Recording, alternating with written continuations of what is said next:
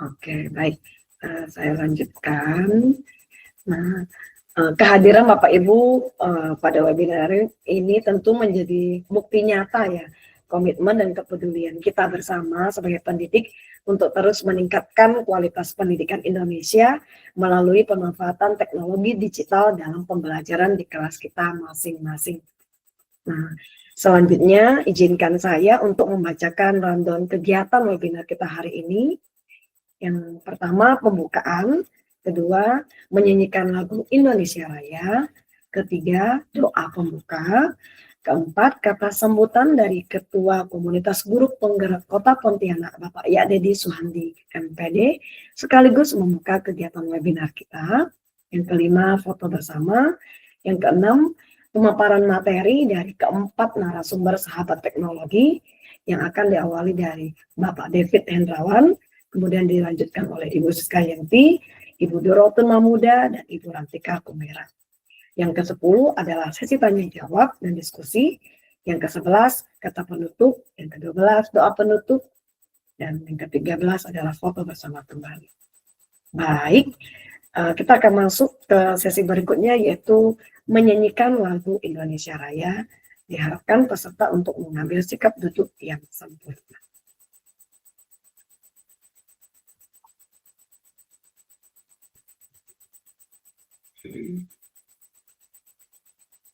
Harus saya putar dulu.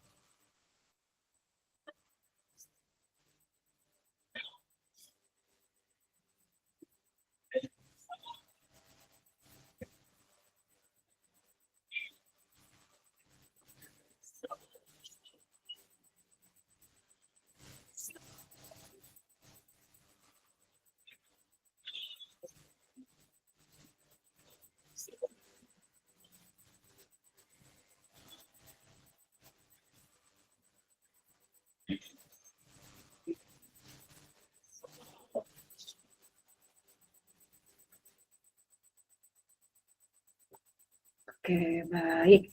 Sebelum kita memulai rangkaian acara webinar hari ini, marilah kita bersama-sama memohon berkat dari Tuhan Yang Maha Esa agar kegiatan kita hari ini dapat berjalan lancar dan membawa manfaat bagi kita semua. Marilah kita berdoa menurut agama dan kepercayaan kita masing-masing. Berdoa dimulai. Berdoa selesai. Baik. Mari kita sambut Pak Ya Dedi Suhandi MPD yang akan memberikan kata sambutan sekaligus membuka kegiatan webinar kita hari ini. Namun sebelumnya izinkan saya untuk membagikan dan membacakan profil beliau yang sungguh luar biasa.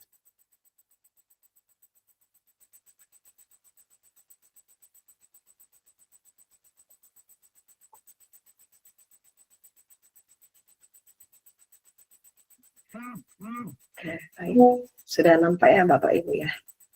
Oke, ini beliau saat ini adalah seorang kepala sekolah dan sebagai Ketua Komunitas Guru Penggerak Kota Pontianak untuk periode 2023 hingga 2028.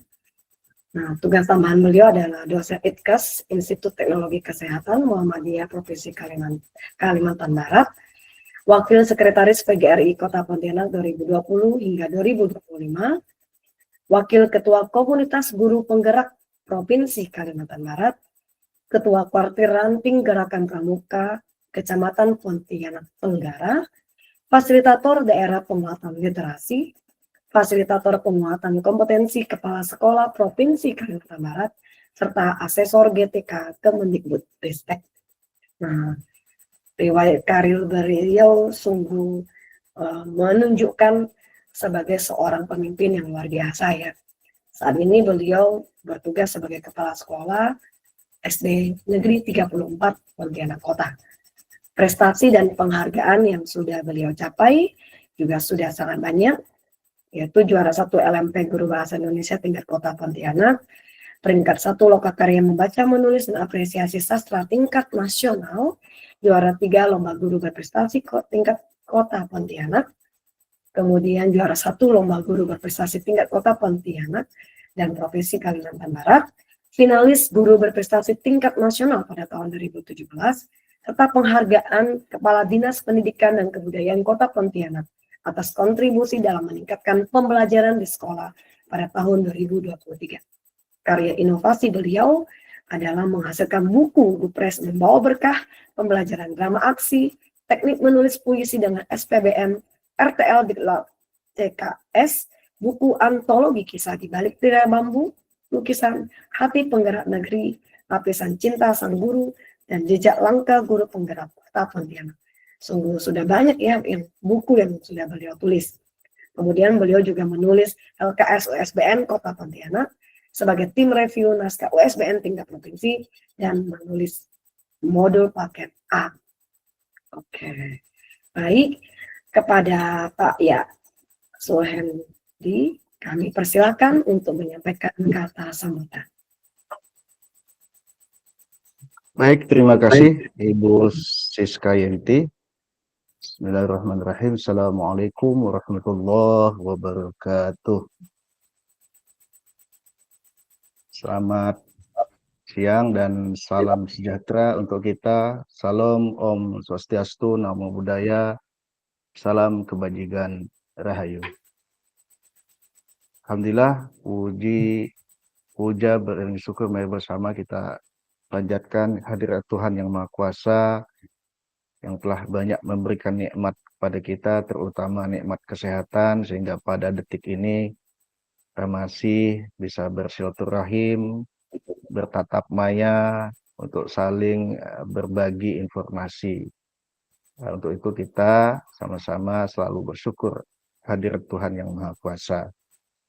Ya, yang saya hormati narasumber hebat dari Sahabat Teknologi, Bapak David Hendrawan ST dari Sumatera Selatan. Salam kenal Pak David. Kemudian anggota kami Bu Siska Yenti, SSIGR dari Kalimantan Barat. Kemudian Ibu Durotun Mahmudah SPD dari Jawa Tengah.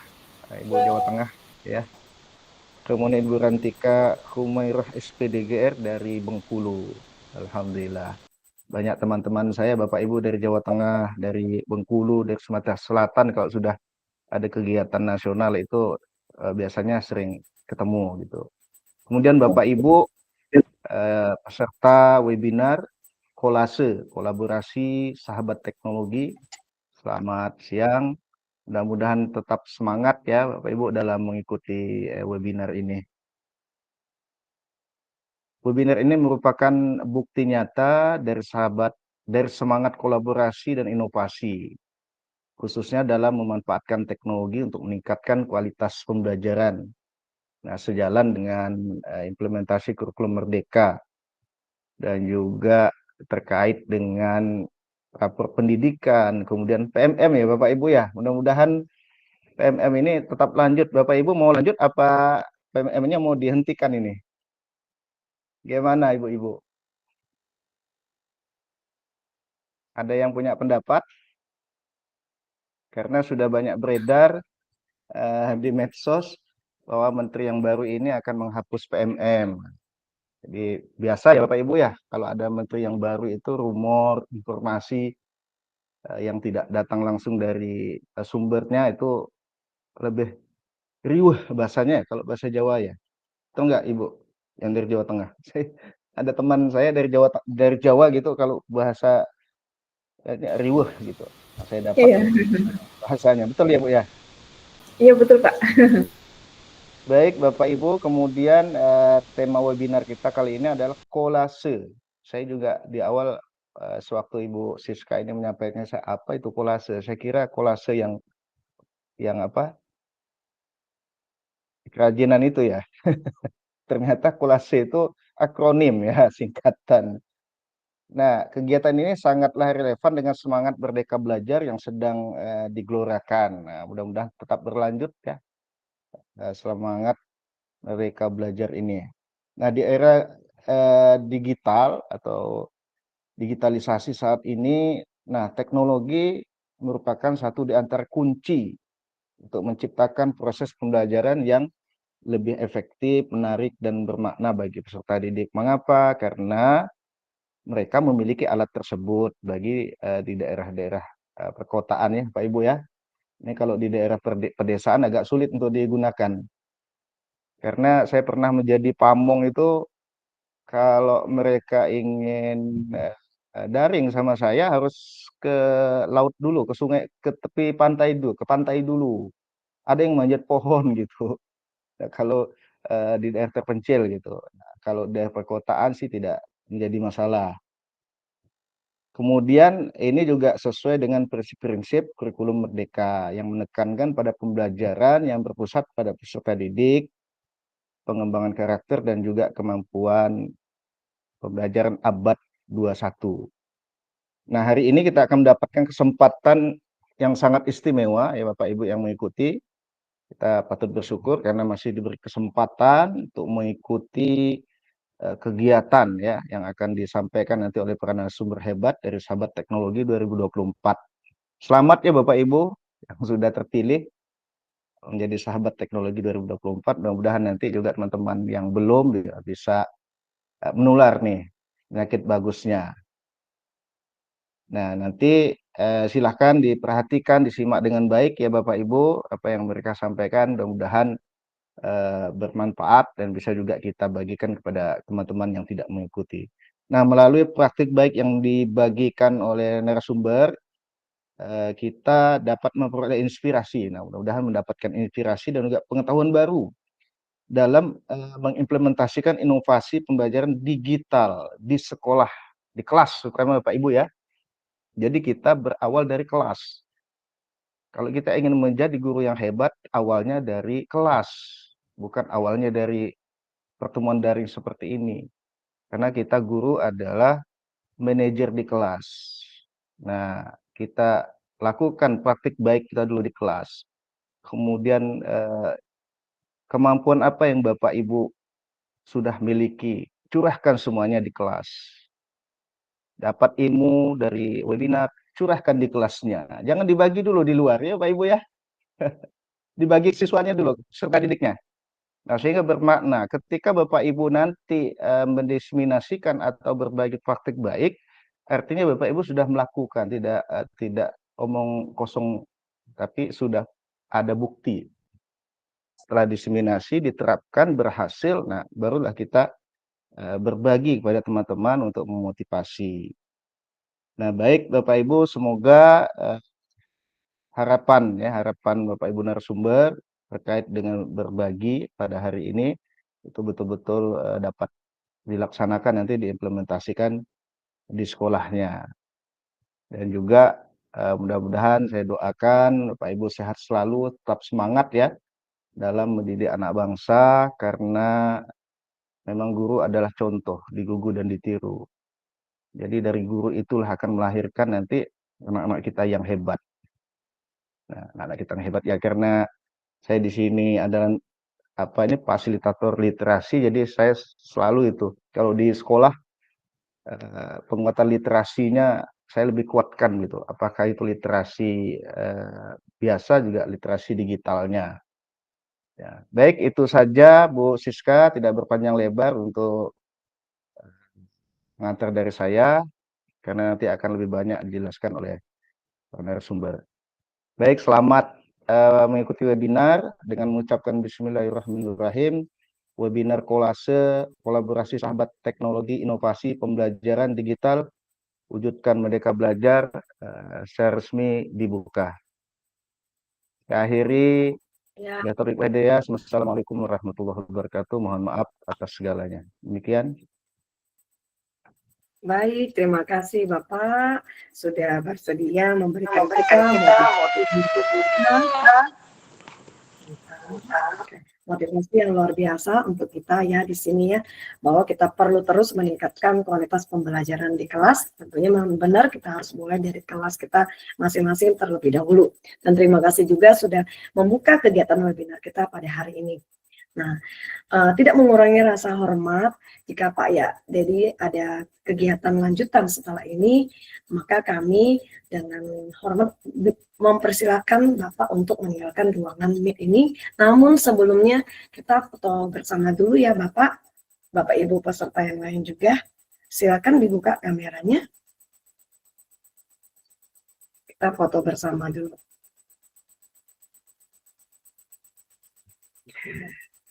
Baik. Oke, saya hitung ya. 1, 2, 3. Sekali lagi Bapak Ibu. 1, 2, 3. Oke, baik. Terima kasih Bapak Ibu. Nah, jika Pak ya Dedi berkenan untuk mendampingi kita hingga akhir, sangat baik sekali. Namun jika memang ada kegiatan yang harus dilanjutkan, kami dengan hormat untuk mempersilakan Pak ya Dedi untuk bisa meninggalkan room meeting, tidak masalah. Terima kasih Bapak. Terima kasih sama-sama. Baik, ya, baik kita akan masuk ke pemaparan materi dengan narasumber pertama kita yaitu Bapak David Hendrawan ST dari SMK Negeri 1 Lahat, Sahabat Teknologi Provinsi Sumatera Selatan. Kepada Bapak David disilakan untuk membagikan praktik baiknya yang inovatif selama 20 menit ke depan. Silakan Bapak. Baik, terima kasih atas kesempatannya. Saya awali dengan pantun ya Bapak Ibu. Minta izin cakupnya. Saya awali karena saya dari Palembang, jadi kita makan-makan dulu di Palembang. Kenapa Bapak Ibu? Makan pempek. Makan pempek, jangan lupa minum. Tak tertinggal ngeruput sukanya. Cakep. Assalamualaikum, salam sejahtera untuk semuanya. Assalamualaikum warahmatullahi wabarakatuh. Waalaikumsalam warahmatullahi wabarakatuh. Alhamdulillah kesempatan luar biasa ini bisa berkolaborasi dengan Bapak Guru hebat Sahabat Teknologi Lintas Provinsi. Izin share screen Bu ya. Ya, silakan Pak.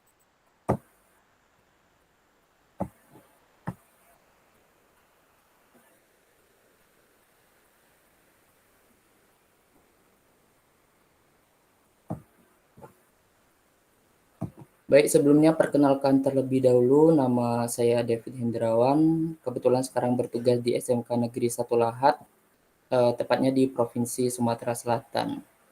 Kebetulan untuk tahun ini saya bertugas atau mengampu mata pelajaran produktif di jurusan geologi. Mungkin agak jarang ya Bapak Ibu. Ini adalah salah satu jurusan yang memang agak jarang juga. Di provinsi kami saja ada sekitar 5-6 sekolah. Untuk kolaborasi dan berbagi kali ini saya mengambil akronim Jemelahat. Jadi ini maksudnya adalah orang-orang Lahat, walaupun saya aslinya bukan Lahat, tapi saya ambil akronim Jemelahat yang artinya atau akronimnya jejak berkolaborasi, pemanfaatan multimedia pembelajaran interaktif, dan handphone untuk meningkatkan minat belajar siswa. Jadi untuk praktek baik kali ini saya memanfaatkan media pembelajaran interaktif dan juga handphone. Nanti mungkin untuk multimedia pembelajaran interaktif itu apa bakal kita lihat di slide selanjutnya. Oke, sebelumnya karena kita ini webinarnya tentang teknologi, jadi saya tak mau kalah untuk memanfaatkan teknologi di webinar kali ini. Saya share ini Bapak Ibu untuk Mentimeter. Silakan nanti tolong untuk diisi. Saya share di kolom komentar bentar.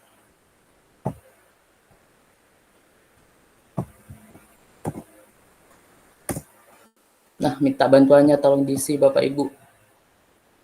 Diisi kabar dan perasaan Bapak Ibu saat ini. Apakah ngantuk? Apakah pengen liburan nih karena weekendnya Bapak Ibu? Atau masih semangat?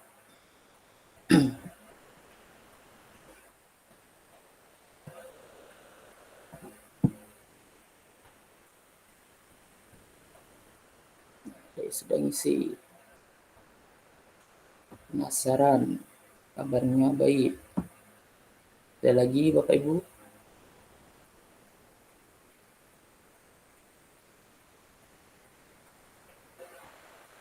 Baik, semangat. Semangat. Penasaran. Alhamdulillah.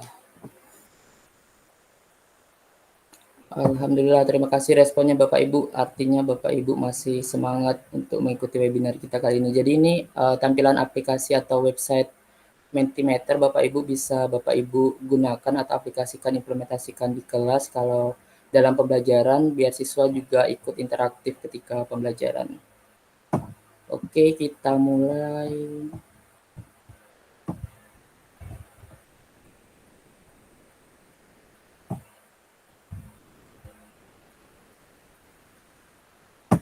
Nah, kita lanjut Bapak Ibu. Saya awali dari quote Bapak pendidikan kita, Bapak Ki Hajar Dewantara. Jadi Bapak Ki Hajar Dewantara pernah berkata bahwa segala perubahan yang terjadi padamu dihubungkan dengan kodrat keadaan, baik kodrat alam maupun kodrat zaman. Perubahan yang di sini mungkin Bapak Ibu semua juga sudah paham, maksudnya adalah perubahan ketika belajar para peserta didik kita dari yang tidak tahu menjadi tahu, ataupun perubahan tingkah laku yang tentunya dalam proses kita mengajar itu harus disesuaikan dengan kodrat keadaannya, baik kodrat alam maupun kodrat zaman. Kodrat alam yang di sini yang dimaksud yang seperti apa? Kodrat alam yang dimaksud di sini yaitu kontekstual pembelajaran yang kita hubungkan ya Bapak Ibu. Jadi mungkin nanti Bapak Ibu yang daerahnya ada di daerah pesisir pantai atau daerah pegunungan, tentu kontekstual yang dihubungkan dengan pembelajaran itu akan berbeda. Kemudian kodrat selanjutnya yaitu kodrat zaman. Kodrat zaman sudah barang tentu Bapak juga sudah paham bahwa mungkin zaman ketika saya dulu belajar dan zaman ketika saya sekarang mengajar itu sudah tentu barangkali berbeda. Ketika saya dulu belajar, sebelumnya saya ini termasuk masih generasi Z ya Bapak Ibu, jadi masih ada atau masih mengalami transisi ketika kita belum terlalu mengenal teknologi sama ketika sekarang kita sudah lekat dengan teknologi. Zaman yang dimaksud yaitu ketika dulu saya belajar itu kita masih belum terlalu dekat dengan teknologi. Jadi ketika saya berada di luar kelas atau di luar sekolah, saya bermainnya itu di luar rumah juga, seperti bermain gundu, kelereng, bermain sepak bola dan lain sebagainya. Tapi zaman sekarang anak didik atau peserta didik kita mungkin zamannya sudah berbeda, mereka sudah bermain handphone dimanapun dan kapanpun. Bahkan mungkin anak-anak Bapak Ibu di rumah masih kecil pun sudah dihadapkan dengan handphone. Bisa melihat Bapak Ibunya di rumah juga menggunakan handphone. Ketika rewel pun mungkin Bapak Ibu memberikan handphone. Jadi memang sekarang zamannya sudah berbeda, jadi kita harus mau tidak mau juga menyesuaikan. Nah, ini ada beberapa logo aplikasi-aplikasi yang sering saya gunakan ketika proses pembelajaran. Sebelumnya di sini ada kurikulum Merdeka. Mengapa saya cantumkan di sini Bapak Ibu? Karena menurut saya dengan adanya kurikulum Merdeka itu kan kita diberikan kebebasan Bapak Ibu untuk bisa merancang sendiri pembelajaran kita di kelas. Kita diberikan capaian pembelajaran di akhir fase, tapi untuk setiap langkah-langkah dan tujuan pembelajarannya kita diberikan kebebasan. Berapa lama kita akan mencapai tujuan pembelajaran dan lain sebagainya. Namun yang nanti pada akhirnya untuk capaian pembelajaran harus sudah kita capai di akhir fase. Kemudian untuk kurikulum Merdeka ini kita juga ada digitalisasi pembelajaran, salah satu yang didengungkan. Mungkin untuk Bapak Ibu yang di sekolah, untuk kepala sekolah, guru, kita menggunakan PBD atau pembelajaran atau berbasis data dengan basis rapat pendidikan, tetapi tak kalah juga kita sebagai guru di kelas harus bisa menerapkan digitalisasi pembelajaran. Salah satunya mungkin dengan beberapa aplikasi yang sering saya gunakan ini. Ini adalah logo untuk aplikasi Canva. Di sini kita bisa buat banyak sekali bahan ajar atau LKPD atau modul ajar, PPT, presentasi pun anak didik kita. Jika kita ingin menugaskan dengan belajar ID, mereka bisa mengakses beberapa template gratis juga ya Bapak Ibu dengan Canva for Education. Di tugas ketiga kemarin saya membuat MPI ini juga aset-asetnya saya ambil dari Canva. Kemudian untuk yang di bawah ini adalah website Genially, logo website Genially yang saya gunakan sebagai dasar untuk membuat MPI. Jadi aset-aset yang sudah saya buat di Canva, saya download, kemudian saya masukkan ke Genially ini untuk kemudian dibuat dan di-embed menjadi suatu MPI. Kemudian yang di bawah ini adalah logo untuk Wordwall yang saya gunakan juga, saya masukkan juga di MPI kali ini untuk bagian kuis atau evaluasinya. Kemudian ini adalah logo untuk kuisis Bapak Ibu, walaupun tidak saya gunakan di MPI kali ini, tapi salah satu website yang sering saya gunakan juga untuk melakukan asesmen formatif maupun asesmen sumatifnya Bapak Ibu. Mungkin Bapak Ibu yang berada di daerah yang tidak mendukung handphone, anak didiknya tidak diperbolehkan membawa handphone atau dibatasi penggunaan handphone, Quizzes ini salah satu yang bisa digunakan dengan mode kertasnya. Beberapa kali juga saya gunakan dengan menggunakan mode kertas karena memang di sekolah saya juga agak dibatasi penggunaan handphone. Namun kalau misalnya memang diperbolehkan guru mata pelajaran untuk menggunakan handphone itu dipersilakan oleh sekolah, tapi memang agak dibatasi. Kemudian selanjutnya ini ada logo CapCut, mungkin bisa digunakan membuat video pembelajaran. Kemudian ini ada logo TikTok, kita bisa berbagi praktek baik ya Bapak Ibu. Pun saya juga mencari inspirasi dari TikTok ini Bapak Ibu, karena banyak sekarang Bapak Ibu guru yang berbagi praktek baiknya. Nah, untuk pembelajaran atau di tugas saya yang keempat ini, saya menggunakan alur STAR Action Plan, di mana S-nya itu adalah situasi, T-nya adalah tantangan, A-nya adalah aksi yang saya lakukan, dan R-nya adalah result atau refleksi yang saya hasilkan ketika saya sudah melakukan aksi. Situasi yang saya hadapi seperti apa? Situasi yang saya hadapi di sekolah, sumber belajar buku yang tersedia di sekolah itu minim Bapak Ibu, karena sekolah kami ini sekolah kejuruan, dan sekarang kurikulum Merdeka kan belum lama, jadi untuk akses bukunya untuk khusus siswa itu masih sedikit minim. Kemudian motivasi peserta didik juga masih kurang ketika belajar teori, karena kami kejuruan juga, jadi lebih banyak praktek di luar, tapi kan mau tidak mau guru juga harus membekali terlebih dahulu dengan teori. Nah, ketika di teori ini menjadi salah satu tantangan bagi kami di guru kejuruan, karena biasanya beberapa siswa pun agak kurang termotivasi dan tertarik lebih senang belajar di luar atau ketika praktik. Namun alhamdulillahnya sarana dan prasarana yang ada di sekolah kami itu cukup mendukung. Sekolah kami termasuk sekolah yang cukup besar, 1.600 siswanya, kemudian terletak di daerah perkotaan, jadi untuk jaringan internetnya cukup lancar, WiFi itu tersedia di setiap workshop, kemudian untuk proyektor pun ada, smart TV juga ada, jadi alhamdulillah sangat bisa mendukung kami para guru untuk bereksplorasi menciptakan pendidikan berbasis TIK. Untuk tantangan tersendiri, tantangannya tadi karena sumber belajarnya sedikit, jadi kami harus bisa menciptakan sumber belajar yang relevan dan inovatif. Kemudian tantangan selanjutnya adalah jam pelajaran sore hari. Kebetulan kami juga full day, jadi setiap hari anak-anak itu belajar dari jam 7 itu sudah masuk ke kelas dan berakhir di jam 5. Jadi menjadi salah satu tantangan juga bagi kami ketika kami mendapatkan jadwal di jam-jam siang, jam-jam rawan. Mungkin Bapak Ibu bisa membayangkan dan mungkin juga relate dengan Bapak Ibu yang ada jam mengajar sore hari. Jadi dari situasi dan tantangan tadi apa yang saya lakukan, aksi yang saya lakukan yaitu kita sebagai guru menyiapkan media pembelajaran yang inovatif dengan memanfaatkan sarana yang tersedia. Khususnya untuk di praktek baik yang saya bagikan kali ini, saya menggunakan media pembelajaran interaktif. Kemudian untuk refleksi, setelah saya melakukan aksi pembelajaran berbasis TK dengan MPI, ternyata siswa lebih antusias dan terlibat aktif selama pembelajaran. Nah, ini mengapa saya menggunakan MPI, Bapak Ibu, ada 4 alasan yang mendasari saya memanfaatkan MPI dalam implementasi kali ini. Yang pertama yaitu MPI ini bisa mengakomodasi beberapa media. Mungkin nanti ketika saya share, Bapak Ibu bisa lihat MPI yang saya buat ini bisa dimasukkan teks, Bapak Ibu, bisa dimasukkan gambar, bisa dimasukkan video, audio, animasi pun bisa dimasukkan di MPI. Jadi bisa mengakomodasi beberapa media. Kemudian untuk manfaat yang kedua, mengapa saya menggunakan MPI dan keterlibatan aktif siswa. Salah satunya mungkin mau tidak mau ketika kita menggunakan MPI, siswa harus mengklik tombol-tombol yang ada di MPI tersebut, Bapak Ibu. Jadi mereka harus mengklik agar bisa lanjut ke halaman selanjutnya. Jika mereka tidak klik, maka mereka tidak akan bisa lanjut ke halaman selanjutnya. Itu salah satu yang paling sederhana bisa meningkatkan keterlibatan aktif siswa. Kemudian yang ketiga apa? Yang ketiga mendukung pembelajaran adaptif dan diferensiasi. Diferensiasi ini yang sudah didengungkan ya Bapak Ibu mungkin sudah tidak asing lagi, diferensiasi di kurikulum Merdeka. Mengapa MPI ini bisa mendukung diferensiasi? Karena di MPI ini nanti kan tadi sudah tersedia beberapa media ya Bapak Ibu. Jadi anak-anak yang lebih dominan gaya belajarnya di salah satu media tersebut nanti bisa diakomodasi di media yang tersedia di MPI.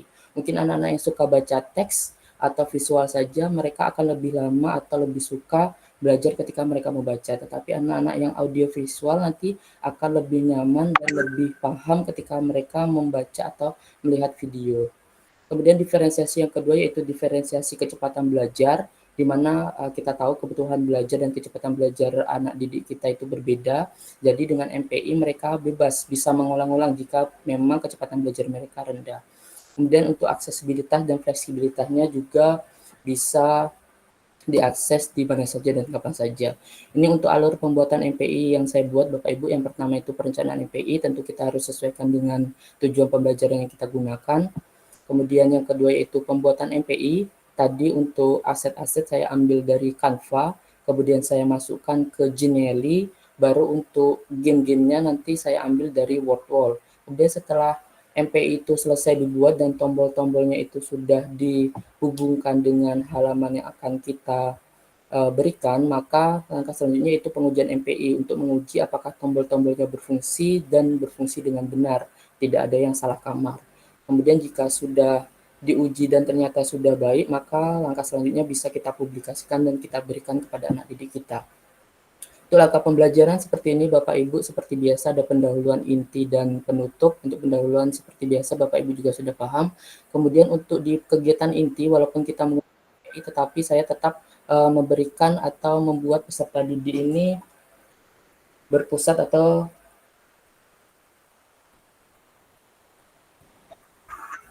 berpusat kepada peserta didik ya Bapak Ibu. Jadi saya tetap yang pertama itu mengenalkan menu-menunya, kemudian untuk mencatat pertanyaan dan hal yang ingin diperdalam. Jadi di sini nanti letak pembelajaran yang berpusat pada peserta didik. Anak-anak diminta untuk mencatat hal-hal yang penting dan mereka ketahui dari MPI ini, kemudian mereka akan mempresentasikan ke depan kelas. Dan jika ada yang perlu didiskusikan, kita akan diskusikan bersama. Selanjutnya yaitu bertanya jawab tadi, kemudian mengerjakan latihan soal dan kuis, memberikan feedback, jangan lupa untuk memberikan feedback, kemudian menyimpulkan pembelajaran bersama siswa dan menyampaikan tujuan pembelajaran selanjutnya. Ini untuk dokumentasi implementasi kegiatan saya Bapak Ibu. Jadi di awal ini adalah ketika saya memperkenalkan MPI, di mana walaupun di sana atau di dalamnya itu sudah saya berikan petunjuk untuk penggunaan MPI, tapi di awal pembelajaran saya tetap memberikan petunjuk untuk anak didik saya. Kemudian yang ini adalah kegiatan peserta didik mempresentasikan hasil yang sudah mereka dapatkan dari mengakses MPI tadi dan berdiskusi bersama. Kemudian ini gambar yang terakhir adalah ketika mereka melakukan evaluasi atau asesmen formatifnya, di mana tadi saya menggunakan Wordwall. Nah ini adalah bentuk tampilan awal dari MPI saya. Mungkin Bapak Ibu yang ingin mengakses silahkan di scan barcode-nya. Mungkin waktunya agak kurang cukup kalau saya harus tampilkan, jadi saya berikan gambaran sedikit ini untuk menu-menunya Bapak Ibu. Jadi di menu awal ini ada beberapa menu-menu tambahan lagi untuk bisa diakses ke materi selanjutnya Bapak Ibu. Dan di sini saya sengaja untuk menyesuaikan dengan mata pelajaran yang saya ampu Bapak Ibu. Jadi nanti kalau misalnya Bapak Ibu ingin membuat MPI, silakan disesuaikan dengan mata pelajaran yang diampu. Karena di sini saya mengampu mata pelajaran geologi, jadi di sini saya untuk tombol-tombolnya pun saya gunakan batu-batuan.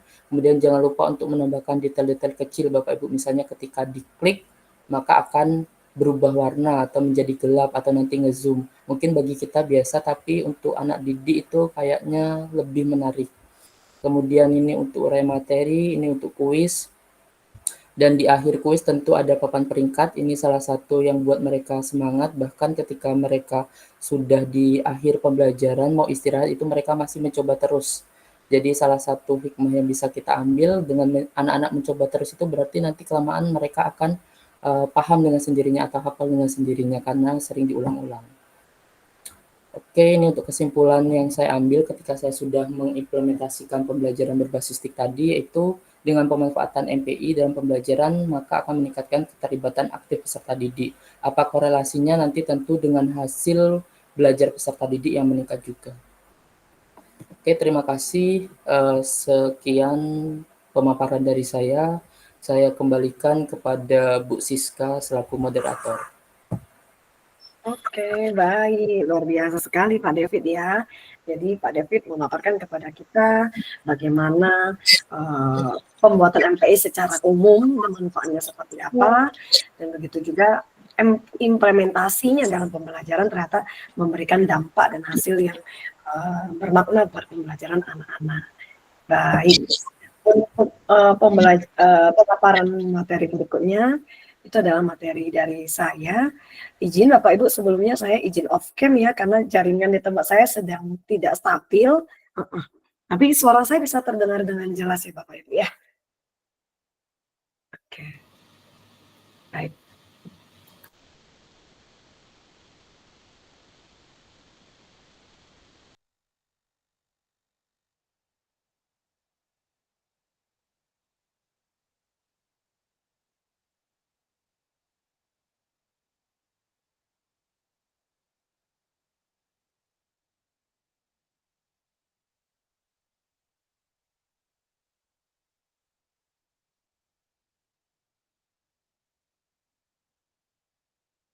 Izin Bapak Ibu, apakah sudah nampak tampilan di layar?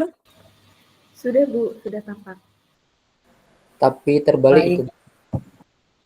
Terbalik? Maksudnya terbalik. Enggak sih. Sebentar. Enggak Pak David.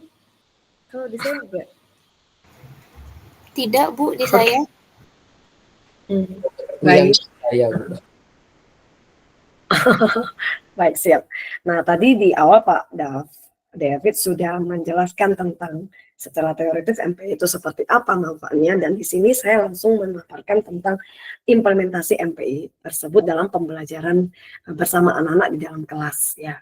Nah, jadi saya menggunakan MPI dan word wall dalam pembelajaran kolaboratif dengan anak-anak sehingga mereka memperoleh suasana belajar, atmosfer belajar yang berbeda seperti biasanya.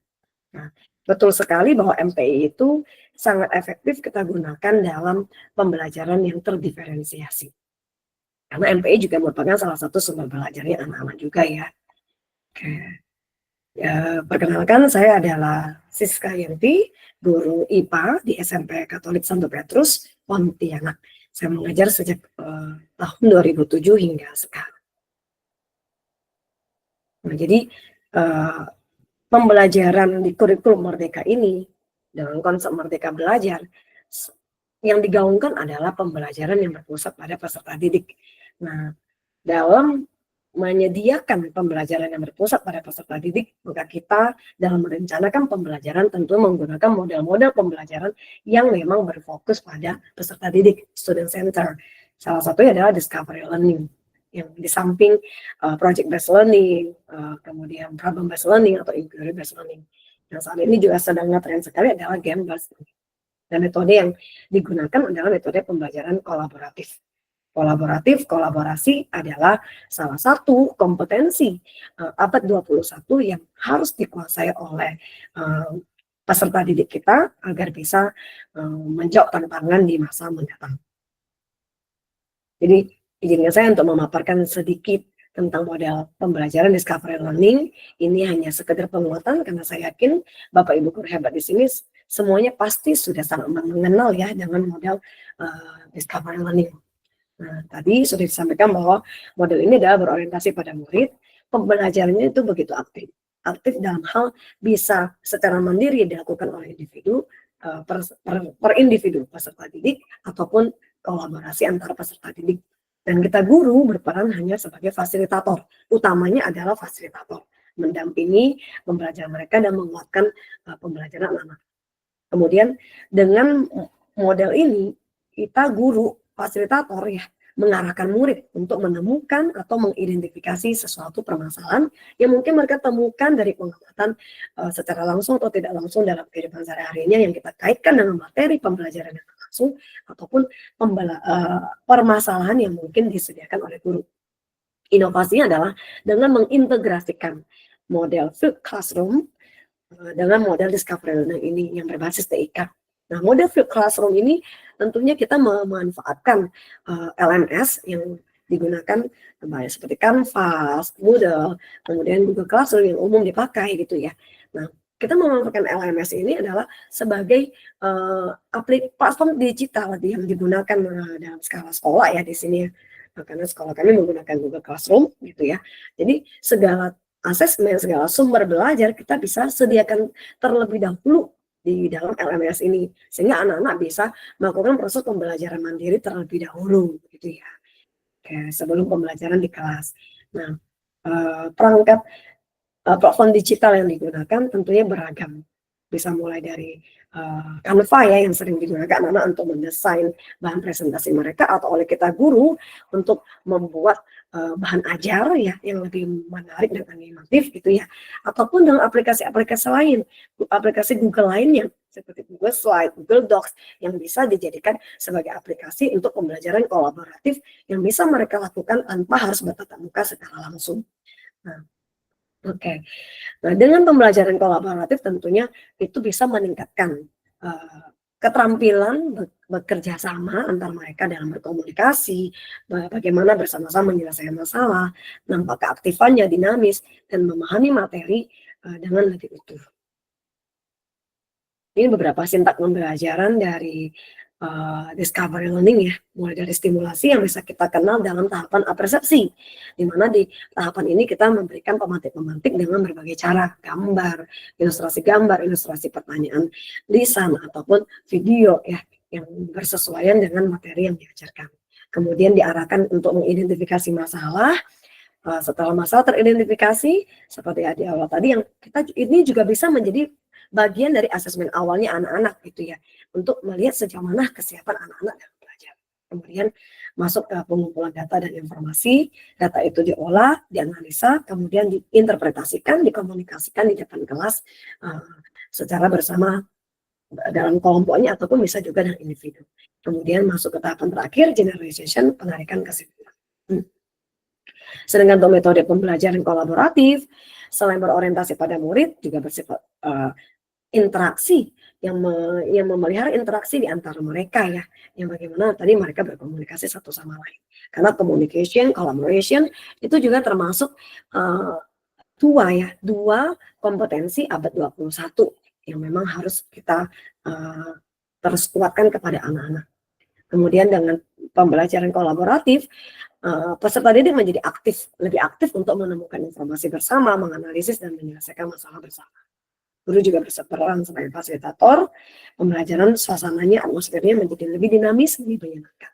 Dan tentunya yang tidak kalah penting adalah sesuai dengan dimensi profil pelajar Pancasila, yaitu gotong royong. Nah, ini implementasinya, itu pemanfaatan media pembelajaran interaktifnya. Tentunya dalam penggunaan platform teknologi gitu ya, kita juga tetap harus menyesuaikan dengan kebutuhan peserta didik.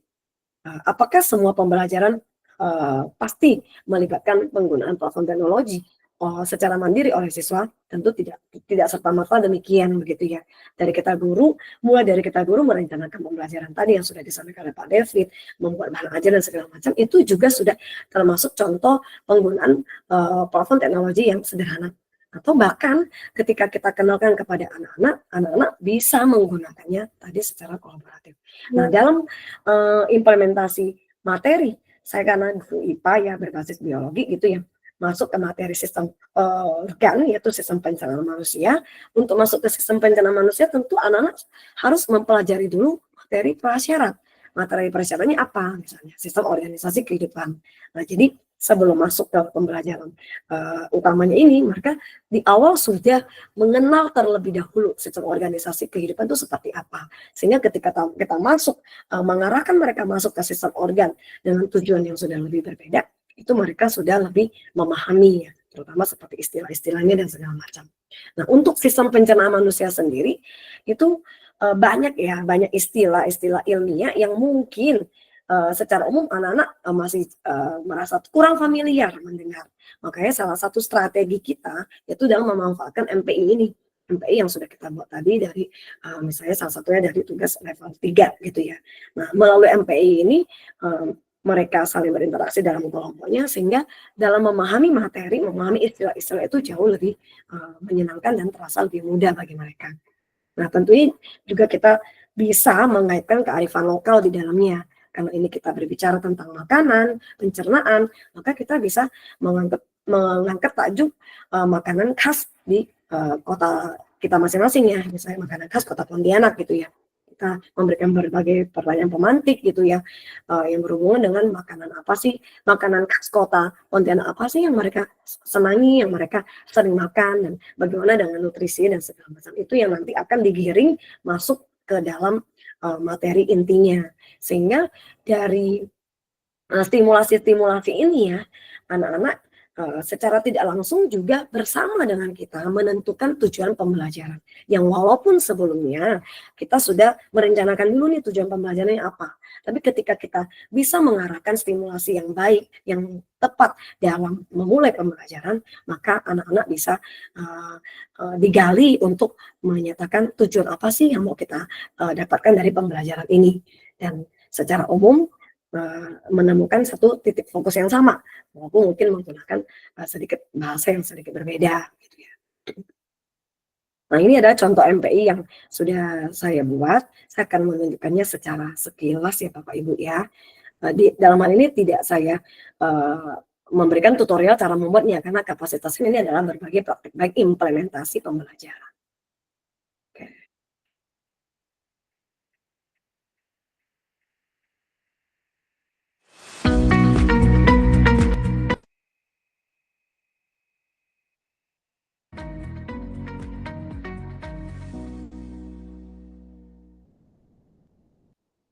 Jadi aplikasi MPI ini saya beri nama Bisa Belajar IPA Seru dan Asik gitu ya.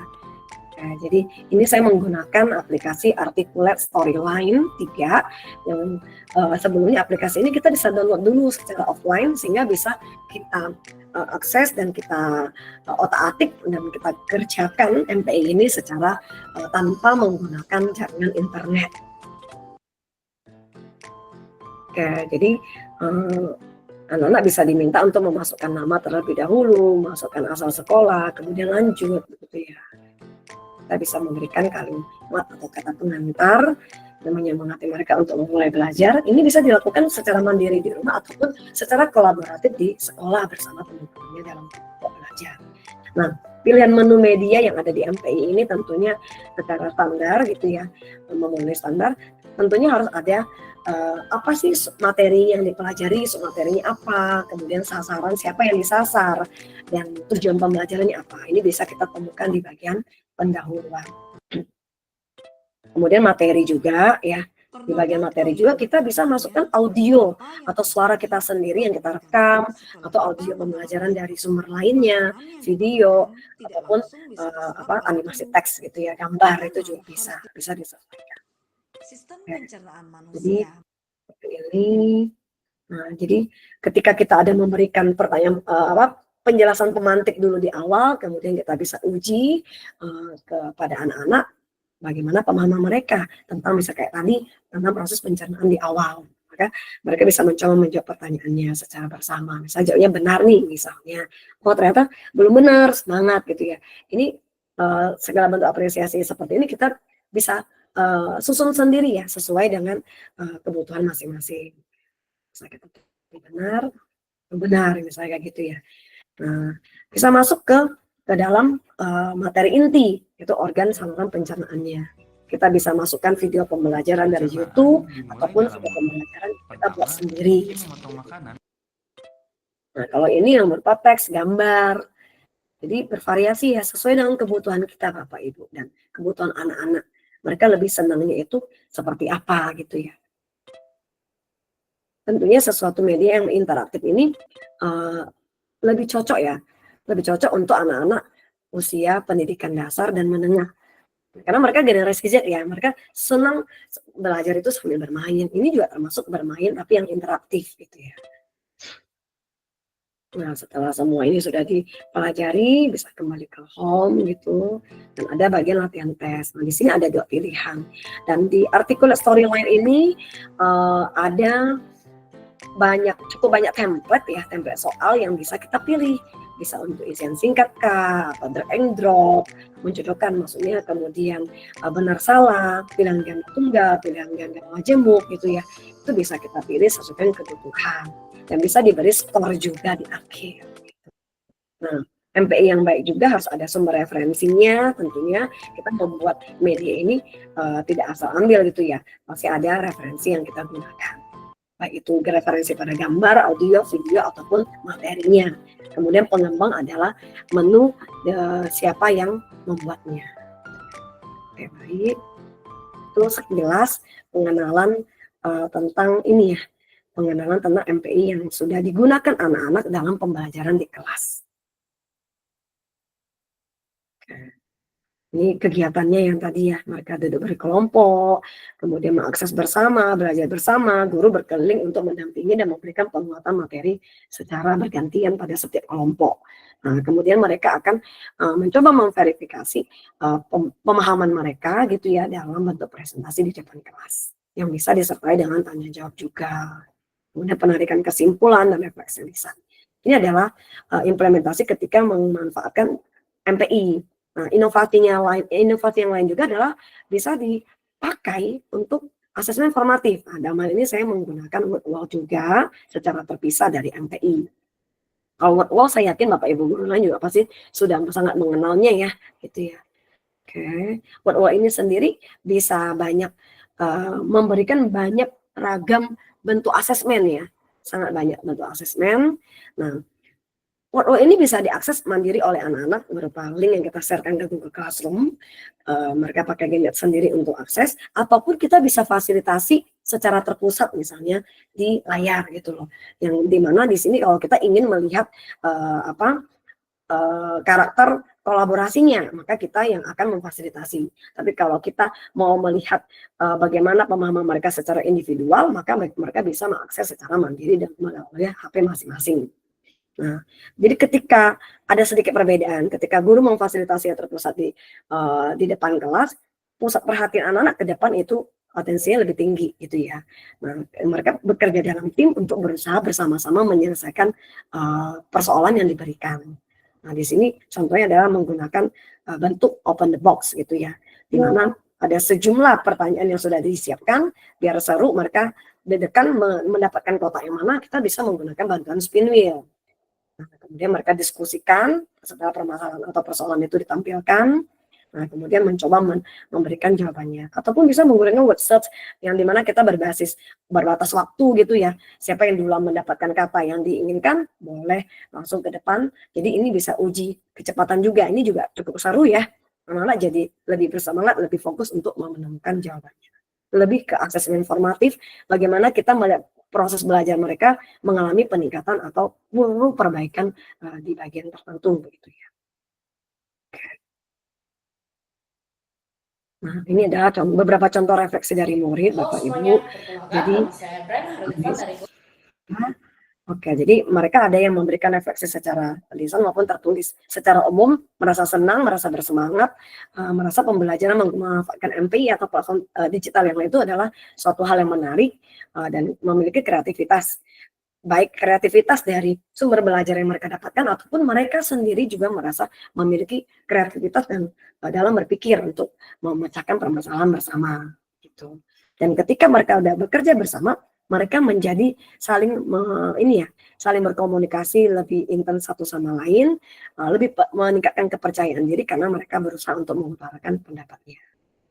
Oke, demikian yang saya bisa bagikan mengenai implementasi inovasi pembelajaran yang berbasis TIK di dalam pembelajaran di kelas saya. Oke, baik. Untuk narasumber selanjutnya, Bu Roro duluan atau Bu Rantika duluan ya?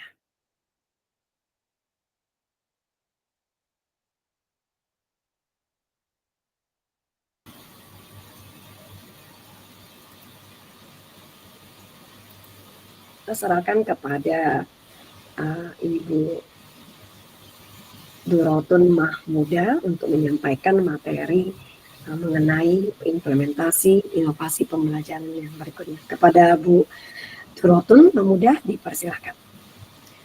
Baik, terima kasih Bu Siska atas waktunya.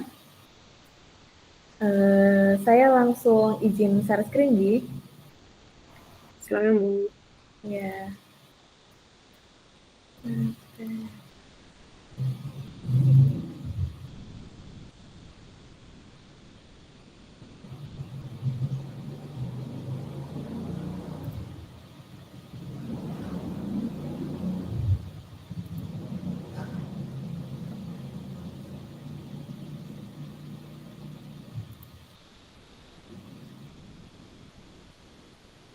Baik.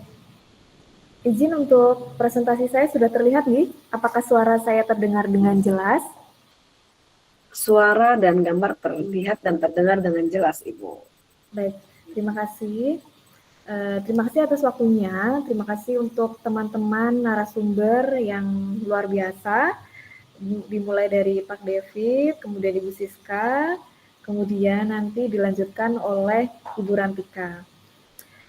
Di sini saya akan berbagi praktik baik apa yang sudah saya lakukan di kelas saya, yaitu tentang pemanfaatan MPI Cicima untuk pembelajaran terdiferensiasi. Cicima di sini adalah sebuah akronim, yaitu akronim dari ciri-ciri makhluk hidup. Ya, saya akan lanjut saja. Baik, sebelumnya mungkin saya sedikit perkenalan nih, beberapa hal yang pernah saya lakukan terkait dengan prestasi dan pengembangan kompetensi. Perkenalkan, nama saya Durotun Mahmuda, saya berasal dari SD Plus Al Irsyad 02 Cilacap, tepatnya dari Provinsi Jawa Tengah. Hal-hal yang pernah saya ikuti adalah yang pertama dimulai dari tingkat nasional, itu pernah menjadi 10 besar karya terbaik membuat aplikasi mobile edukasi oleh Balai Pengembangan Multimedia Pendidikan dan Kebudayaan BPMPK Kemendikbud-Ristek. Kemudian menjadi 10 karya terbaik video lomba apresiasi 10 tahun rumah belajar. Lalu yang ketiga, meraih 3 medali emas guru limpik PB PGRI. Yang keempat, meraih 1 medali emas di Teacher Limpik PB PGRI. Kemudian di tingkat provinsi itu meraih juara 3 di multimedia pembelajaran interaktif Balai Pengembangan Teknologi Informasi dan Komunikasi Pendidikan dan Kebudayaan atau BPTIK Provinsi Jawa Tengah. Kemudian untuk pengembangan kompetensi yang pertama di awal tahun 2024 itu adalah lolos kurasi penulis praktik baik cohort 11 di PNM tahun 2024. Kemudian menjadi Gemini Trainer 2024 dan terakhir saat ini yaitu berada di pembatik level 4. Baik, mungkin itu saja. Kemudian saya akan lanjut. Sebelumnya saya akan melihatkan preview, sedikit preview. Nanti apakah suaranya keluar? Kalau misalnya tidak keluar suaranya, dapat memberikan reaksi ya, atau komen di ruang chat.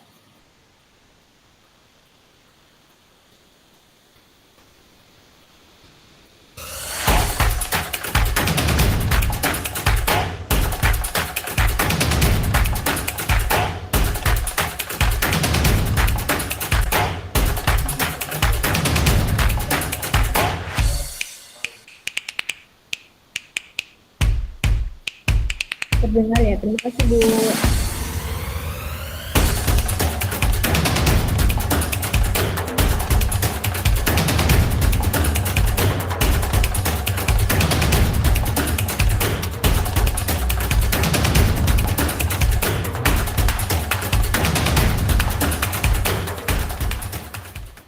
Ya, mungkin itu sedikit preview.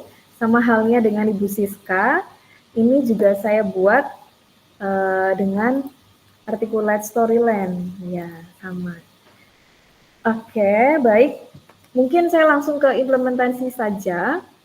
Latar belakang hal kenapa saya membuat atau melakukan praktik baik ini adalah karena adanya penurunan nilai rapor pendidikan pada kualitas pembelajaran. Jadi memang di sekolah saya, kualitas pembelajaran itu warnanya sudah hijau, hanya memang ada penurunan dari tahun sebelumnya. Seperti itu. Terus kemudian yang seperti halnya yang tadi disampaikan oleh Bu Siska dan Pak David, generasi saat ini, apalagi saya berada di SD, saya di jenjang SD, generasinya adalah termasuk ke dalam generasi alfa atau mereka yang lahir setelah tahun 2010 ke sini. Nah, mereka kan lahir di atau berada pada teknologi yang memang sudah sangat masif adanya. Jadi memang dari kecil sudah erat begitu dengan teknologi atau dengan gadget dan handphone. Kemudian yang ketiga adalah peserta didik itu memiliki minat yang tinggi kepada pembelajaran yang memanfaatkan teknologi digital.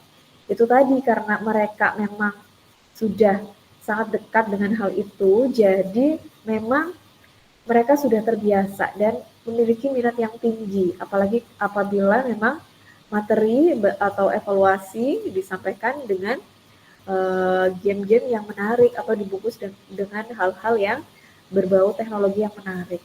Kemudian selain itu adalah kebutuhan siswa yang beragam.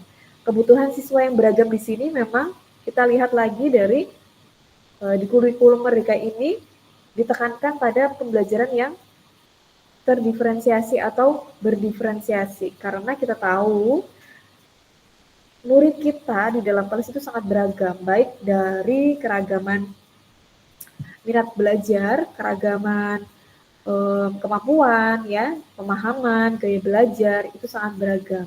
Jadi kita pun sebagai guru diharapkan untuk lebih bisa fleksibel begitu.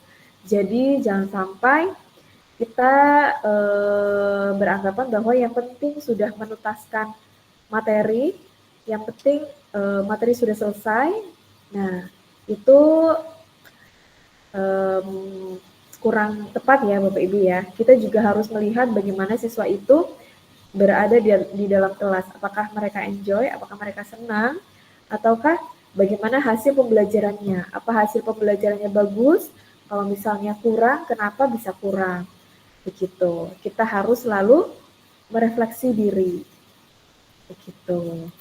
Kemudian, nah untuk itu berdasarkan tantangan dan masalah yang saya jelaskan tadi di awal, maka akhirnya saya merancang sebuah aksi nyata, yaitu dengan melakukan implementasi pembelajaran berdiferensiasi melalui multimedia pembelajaran interaktif makhluk hidup atau CICIMA itu. Dan di dalam implementasinya ada beberapa hal tujuan yang ingin saya capai. Yang pertama, tentu saja saya harapkan untuk meningkatkan atau meningkatnya keterlibatan aktif peserta didik selama proses pembelajaran. Jadi yang awalnya misalnya pasif ya, karena mungkin mereka bosan ya hanya dengan terbiasa dengan textbook seperti itu, tapi dengan adanya MPI ini mereka menjadi lebih aktif dan lebih bersemangat begitu. Kemudian mengakomodasi beragamnya gaya belajar peserta didik. Seperti halnya tadi yang saya sampaikan, gaya belajar peserta didik itu macam-macam. Dan kita sebaiknya berusaha untuk dapat memfasilitasi itu begitu. Kemudian yang ketiga, dapat meningkatkan motivasi belajar peserta didik melalui pendekatan yang interaktif, menarik, dan menyenangkan. Karena dari meningkatnya motivasi belajar peserta didik diharapkan akan berdampak ya pada capaian hasil belajar peserta didik yang sesuai dengan harapan kita. Begitu. Terus kemudian, nah untuk pelaksanaan pembelajarannya dengan menggunakan MPI Cicima itu, saya awali dengan pertama pemetaan kebutuhan peserta didik. Jadi saya melakukan asesmen diagnostik terlebih dahulu, seperti itu. Terus kemudian baru setelah itu saya rancang pembelajarannya. Baik itu termasuk ke dalam model pembelajarannya seperti apa, terus kemudian medianya seperti apa, begitu. Lalu melaksanakan pembelajarannya. Jadi setelah semua rancangan selesai, kemudian waktunya untuk dilaksanakan atau diimplementasikan. Nah, di sini nanti ada beberapa tahapan yang nanti akan saya jelaskan setelahnya. Kemudian di tahap evaluasi di sini saya atau guru bersama peserta didik itu melakukan refleksi. Jadi bagaimana pembelajaran menggunakan MPI ini, apakah menyenangkan, kemudian apakah anak-anak dapat memahami materi yang disampaikan, begitu. Nah, ini mungkin gambarnya agak kecil ya, tapi tidak apa-apa, saya mulai. Ini adalah pelaksanaan pembelajarannya, saya menggunakan model pembelajaran discovery based learning. Jadi diharapkan nanti siswa dapat menemukan sendiri pengetahuan yang mereka butuhkan begitu dari mengeksplorasi MPI yang saya buat seperti itu. Tapi memang ada tahapan-tahapannya, jadi tidak serta-merta kemudian saya berikan MPI-nya, terus siswa belajar langsung dari situ, tidak. Tapi tetap ada tahap simulasinya, tetap ada tahap persepsinya begitu. Kalau di tahap pertama, tahap simulasi itu saya awalnya menayangkan tayangan video dulu. Jadi untuk menggugah kemampuan berpikir kritis siswa dengan melihat sebuah tayangan video.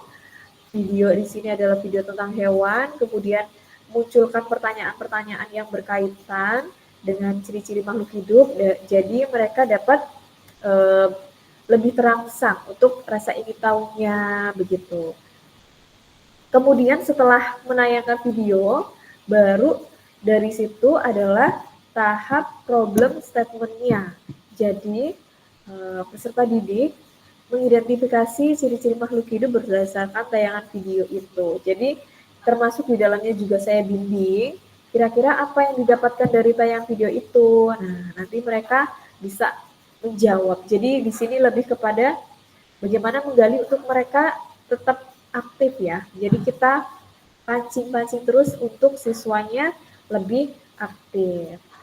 Kemudian tahap ketiga adalah tahap data collection. Nah, di sini di tahap ini, di tahap data collection baru saya berikan untuk peserta didik agar dapat mencari informasi atau memulai latihan-latihannya, membaca atau bermain dengan MPI yang sudah saya buat seperti itu. Dan di sini MPI-nya pun saya berusaha untuk memasukkan unsur-unsur seperti visualnya, gambarnya yang menarik, kemudian unsur audionya, ada suara saya, misalnya kalau anak-anak inginnya mendengarkan begitu ya, jadi ada tombol untuk mendengarkan suara, begitu. Terus dilengkapi dengan interaksi-interaksi yang namanya juga pembelajaran interaktif ya, jadi harus ada interaksinya setiap peserta didik, baik itu mengerjakan kuisnya ataupun mengerjakan latihan soalnya. Kemudian tahap keempat adalah tahap verifikasi. Jadi di sini melakukan kegiatan diskusi setelah mereka mendapatkan data-datanya, setelah mereka belajar dari sumber belajar berbasis web, yaitu MPI yang saya buat, terus kemudian mereka melakukan diskusi, kemudian mungkin di sini juga akan ada LKPD-nya, terus kemudian mereka mengerjakan dan presentasi di depan kelas. Yang terakhir adalah tahap generalisasi atau tahap penarikan kesimpulan ya, menyimpulkan bersama.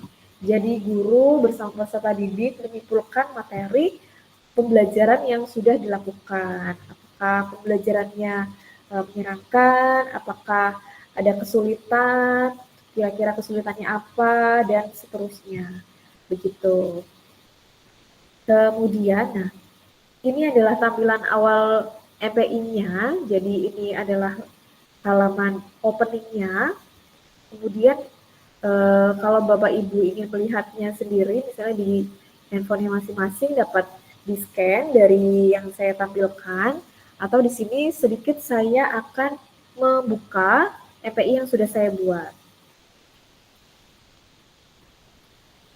Setelah saya berganti tab, apakah masih terlihat, Bu Siska?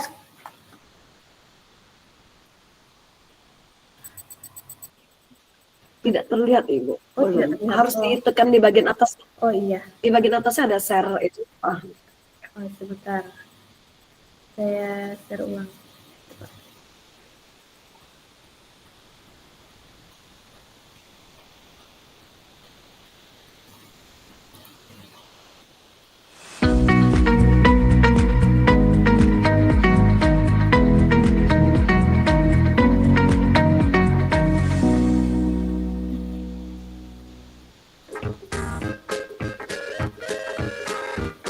Suaranya agak itu ya, mungkin karena ini saya online kan jadi rebutan sinyalnya. Oke, baik. Saya lirikan saja. Jadi ini tampilan awalnya, kemudian ada menu petunjuk, kemudian home, kemudian menu keluar jika ingin keluar. Menu petunjuk, ini menu petunjuknya kurang lebih seperti ini. Ya. Kemudian selain menu petunjuk ada, saya kembali dulu, ada tombol home di sini. Tombol home berisi kompetensi seperti apa yang ingin dicapai di sini dan tujuan pembelajarannya. Itu saya tambahkan ada profil pengembang. Kemudian ada materinya, dan di sini untuk materi memang ada, ini ada tombol sound ya. Jadi kalau kita klik nanti, makhluk hidup adalah manusia, hewan, dan tumbuhan. Setiap makhluk hidup memiliki ciri-ciri tertentu. jadi nanti akan ada suara saya yang sedang menjelaskan seperti itu. Jadi kalau diklik nanti akan muncul materi yang lain dan seterusnya. Kemudian ada menu latihan. Untuk menu latihan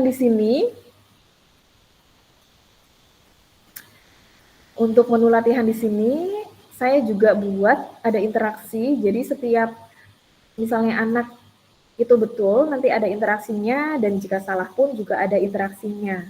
Di sini misalnya ciri-ciri makhluk hidup nih, di antaranya adalah misalnya kita jawab dengan betul ya.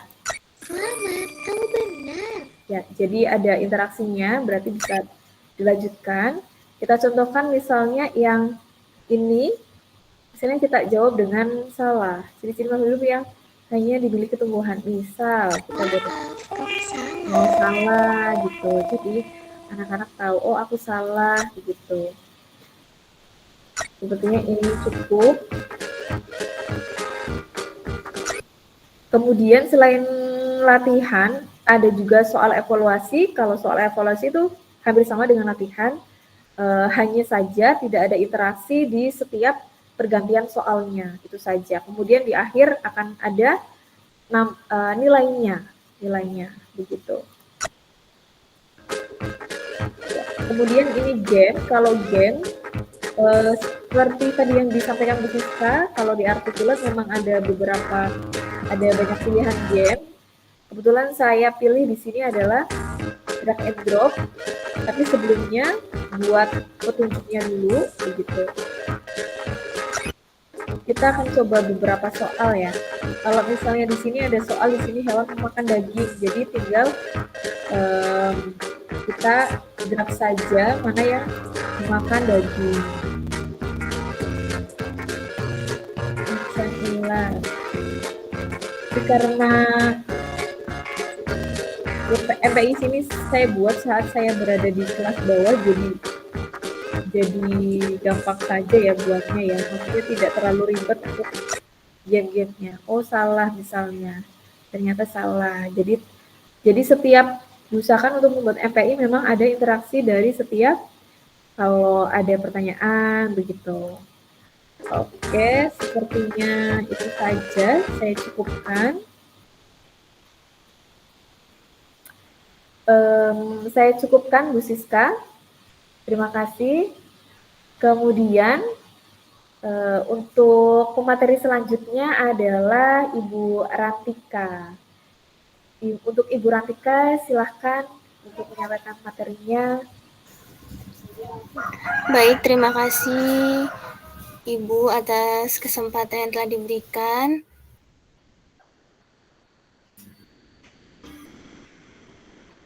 Saya izin share screen ya.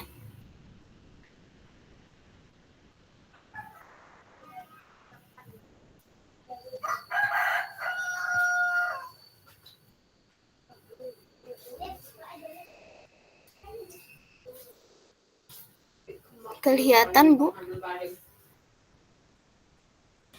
Terlihat, Bu.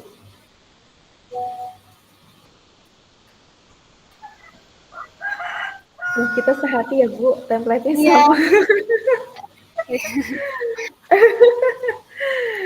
Padahal baru kenal kita ya. Kenal lewat sosial media. Oke, baik. Langsung saja. Selamat siang, Bapak Ibu guru hebat. Izinkan saya di sini menyampaikan praktik baik terkait sama ya seperti narasumber sebelumnya terkait pemanfaatan multimedia pembelajaran interaktif dalam pembelajaran berdiferensiasi. Di sini saya menggunakan Canva for Edu. Perkenalan singkat dari saya, perkenalkan saya Rantika Humaira, guru informatika dari SMP 20 Kota Bengkulu. Lulusannya di Universitas Bengkulu Pendidikan Kimia, sama seperti narasumber sebelumnya, sama-sama peserta pembatik level 4 tahun 2024 dan sahabat teknologi 2024. Baik Bapak Ibu, mungkin sudah disampaikan oleh pemateri sebelumnya ya terkait apa itu MPI. Jadi MPI ini merupakan multimedia pembelajaran interaktif yang menggabungkan banyak unsur media. Ada teksnya, grafik, animasi, audio, maupun gambar atau video. Kemudian dengan MPI ini juga bisa dilengkapi dengan alat pengontrol, sehingga penggunanya ataupun peserta didik yang menggunakan MPI ini dapat memilih proses selanjutnya secara aktif dan mandiri untuk dimanfaatkan dalam pembelajaran.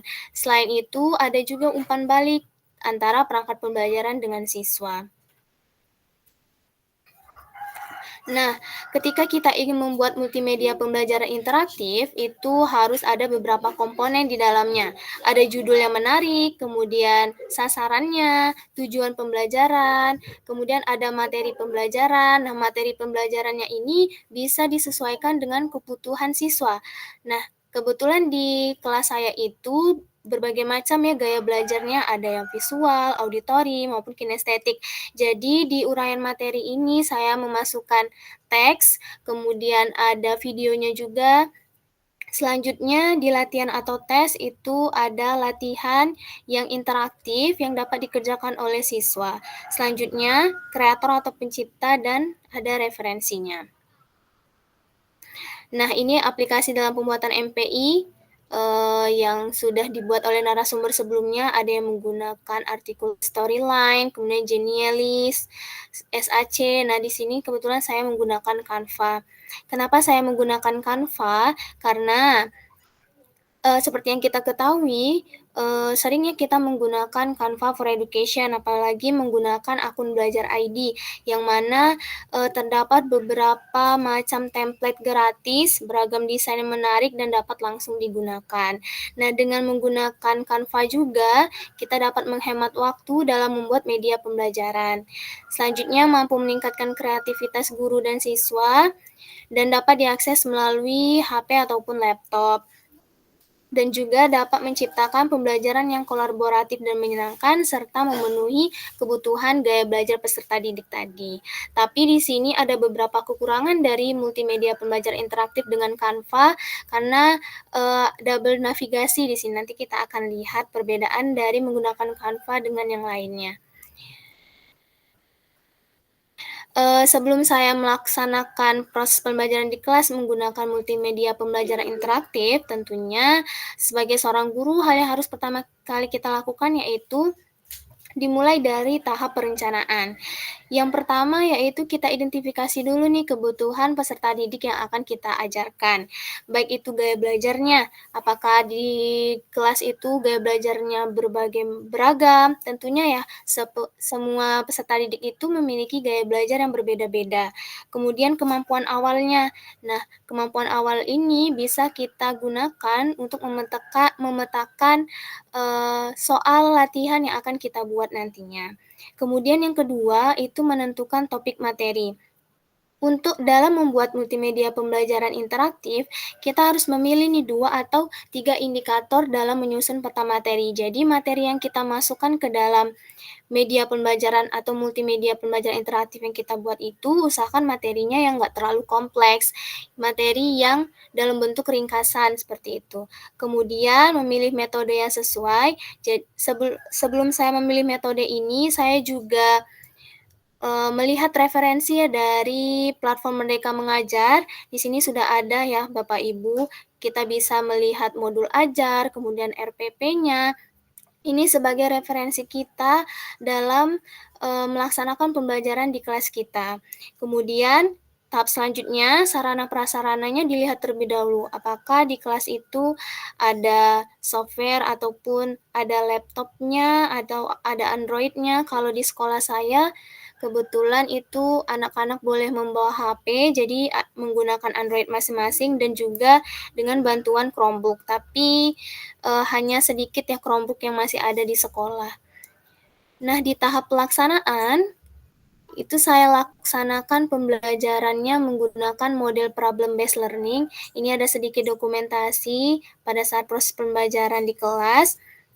Jadi yang pertama, kalau problem-based learning, seperti yang Bapak Ibu tahu ya ada 5 fase. Yang pertama itu orientasi peserta didik terhadap masalah.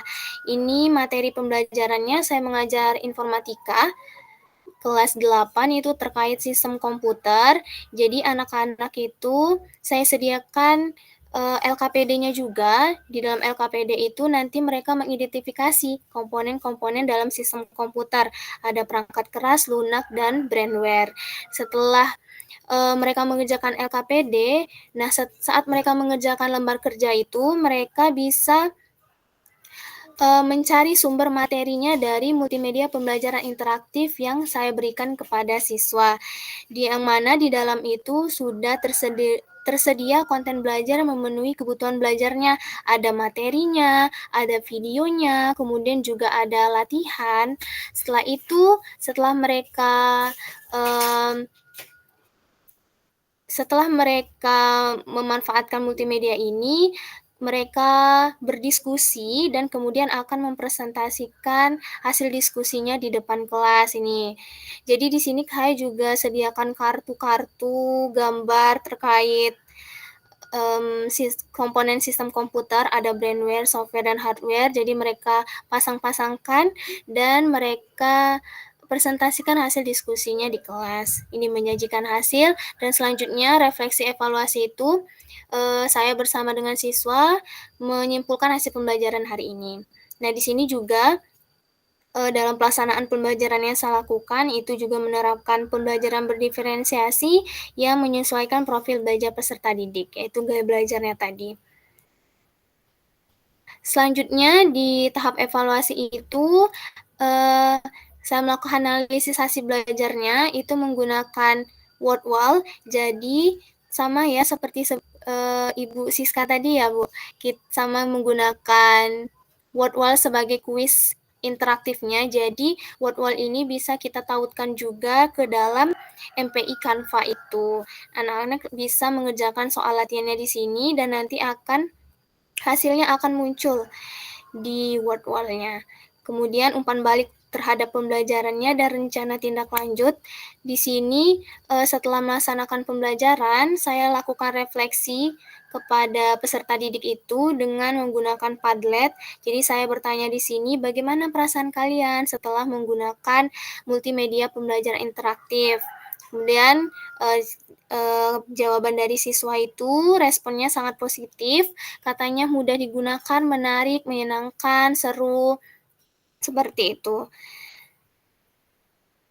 Nah, adapun hasil dari proses pembelajaran yang saya lakukan dapat meningkatkan pemahaman peserta didik, kemudian motivasi belajar peserta didik juga meningkat, memenuhi kebutuhan belajar peserta didik dari gaya belajarnya ada visual, auditori, dan kinestetik, dan lebih efektif serta efisien, karena dengan menggunakan multimedia pembelajaran interaktif itu dapat menghemat waktu, dan anak-anak juga bisa menggunakan media itu di luar proses pembelajaran di kelas, jadi di rumah juga bisa mereka lihat kembali. Nah, adapun tips-tips ya yang dalam membuat MPI, jika Bapak Ibu ingin membuat MPI, itu pilih judul yang menarik, kreatif, dan mudah diingat. Di sini saya menggunakan akronim BARITIK, Pembelajaran Informatika Sistem Komputer. Kemudian di MPI juga kita bisa membuat menu-menu navigasinya yang ada informasinya, latihan soal, kuisnya, materi pembelajaran. Jadi di sini ketika anak mengklik menu, maka mereka bisa mudah langsung ke menu selanjutnya. Kemudian ada ilustrasi, foto, video, maupun kuis interaktif. Boleh Bapak Ibu di sini multimedia pembelajaran interaktif yang sudah saya buat bisa Bapak Ibu lihat di bukti karya saya melalui PMM, atau di sini bisa klik linknya atau scan barcode-nya. Saya tunjukkan ya, izin saya tunjukkan MPI yang sudah saya buat. Kelihatan ya Bapak Ibu? Kelihatan Bu. Oke.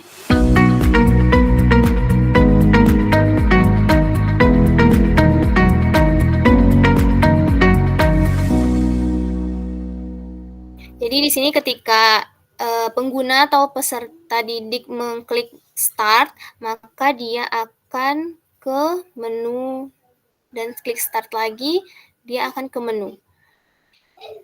Nah, di menu ini ada informasi, informasinya itu ada profil pengembangnya, ini kreator tadi ya, siapa yang membuat MPI, kemudian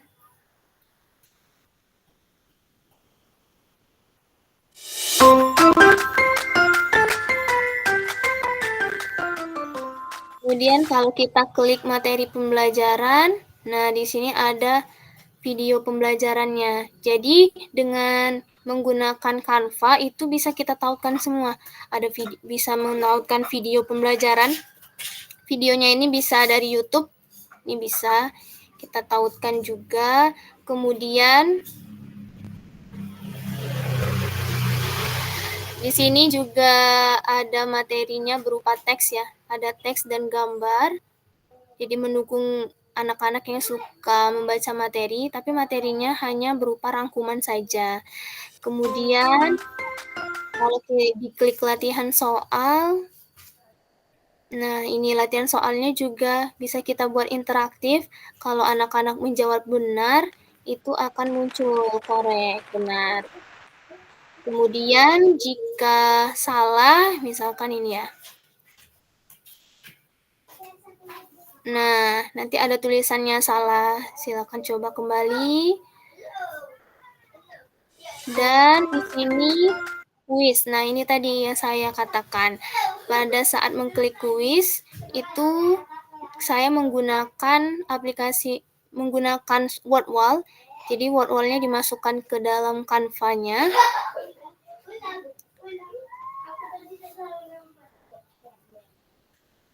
Agak loading ya Bapak Ibu. Ya ini, tapi kekurangan Canva itu menggunakan MPI Canva ya harus online dan juga ini double navigasi. Nanti kalau misalkan anak-anak teklik yang bagian ini, maka dia akan muncul ke halaman selanjutnya. Itu kekurangan dari kalau kita menggunakan MPI Canva. Seperti itu Bapak Ibu.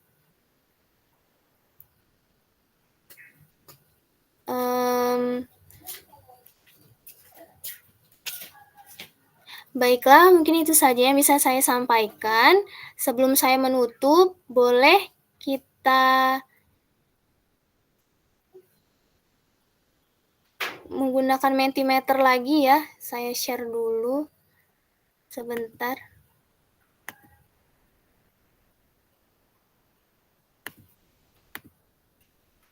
Boleh Bapak Ibu, saya ingin bertanya kepada Bapak Ibu terkait webinar hari ini, sekaligus saya materi narasumber terakhir ya. Boleh Bapak Ibu isi Mentimeternya? Sebentar.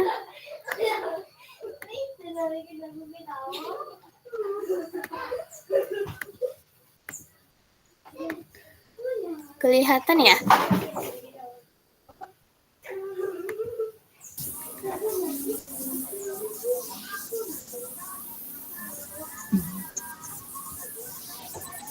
Oke, bagaimana perasaan Bapak Ibu setelah mengikuti webinar berbagi praktik baik hari ini? Keempat narasumber tadi itu sama-sama ya kami membuat multimedia pembelajaran interaktif. Menyenangkan, senang, menarik, tercerahkan. Ya, terima kasih ya Bapak Ibu. Ada lagi? Penuh semangat. Oke, kita lanjut. Apa yang akan Bapak Ibu lakukan nih setelah mengikuti webinar hari ini? Apakah termotivasi untuk membuat multimedia pembelajaran atau ada inovasi lain? Silakan Bapak Ibu, apa yang akan Bapak Ibu lakukan setelah mengikuti webinar hari ini?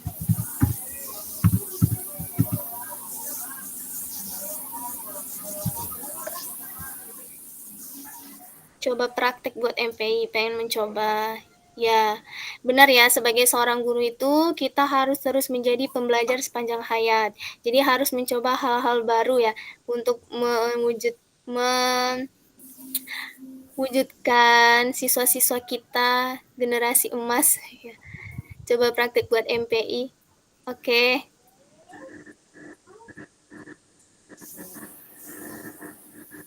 Oke, kita cukupkan ya Bapak Ibu Mentimeternya.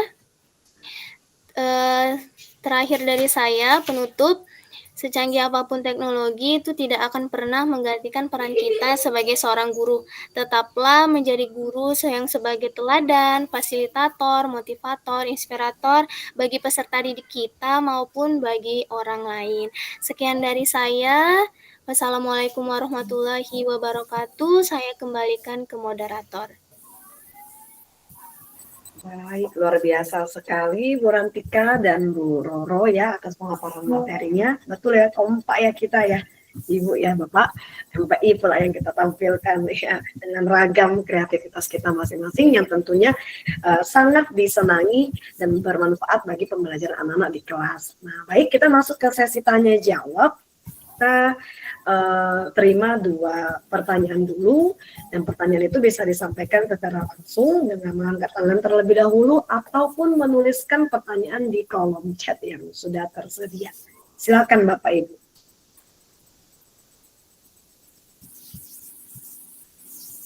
Dan sungkan bertanya, kami akan berusaha untuk menjawab pertanyaan Bapak Ibu.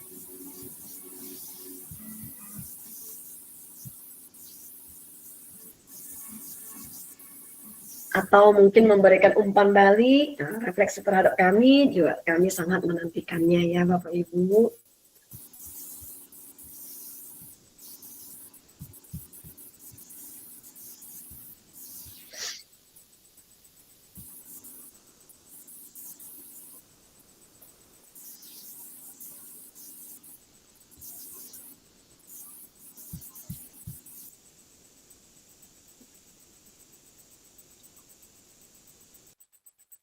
Bagaimana Bapak Ibu? Boleh dong disampaikan. Boleh refleksi, boleh umpan balik yang membangun, ataupun pertanyaan-pertanyaan. Oke.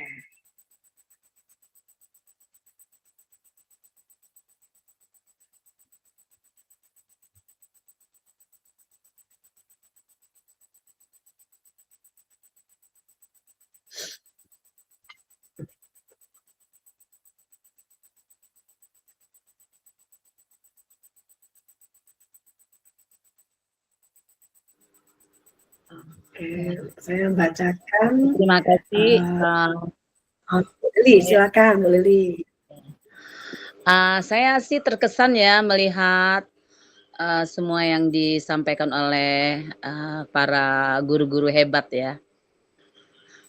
Terinspirasi dan rasanya juga saya biarpun guru sudah lama mengajar tuh ingin juga ya bisa menggunakan aplikasi kayak Wordwall dan sebagainya ya dalam pembelajaran. Kesannya kayaknya menarik banget gitu ya. Memang kalau kita sih sebenarnya kalau udah seperti kita lakukan sehari-hari misal menggunakan pembelajaran pokoknya menggunakan media itu sudah juga dikatakan itu MPI ya katanya Bu ya.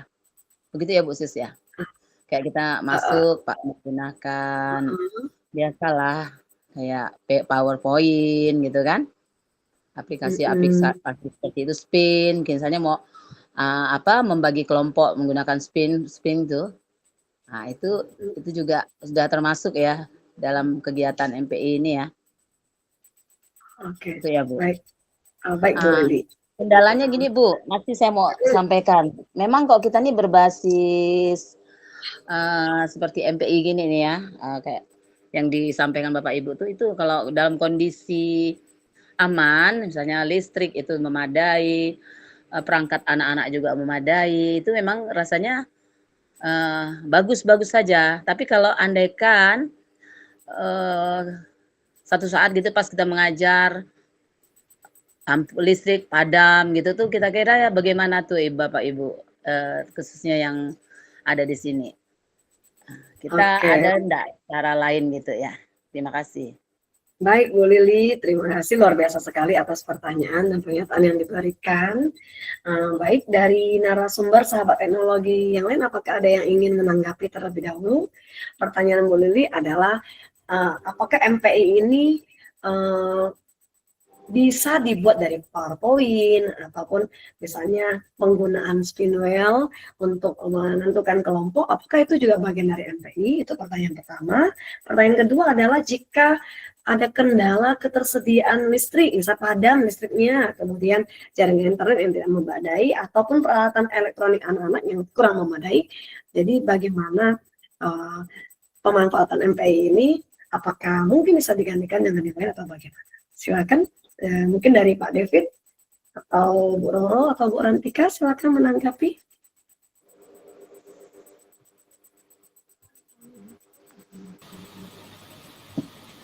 Baik, mungkin saya mengawali nanti, tapi di sini sedang azan, Bu. Iya, baik, kita istirahat sebentar kali ya. Hmm. Oke, baik.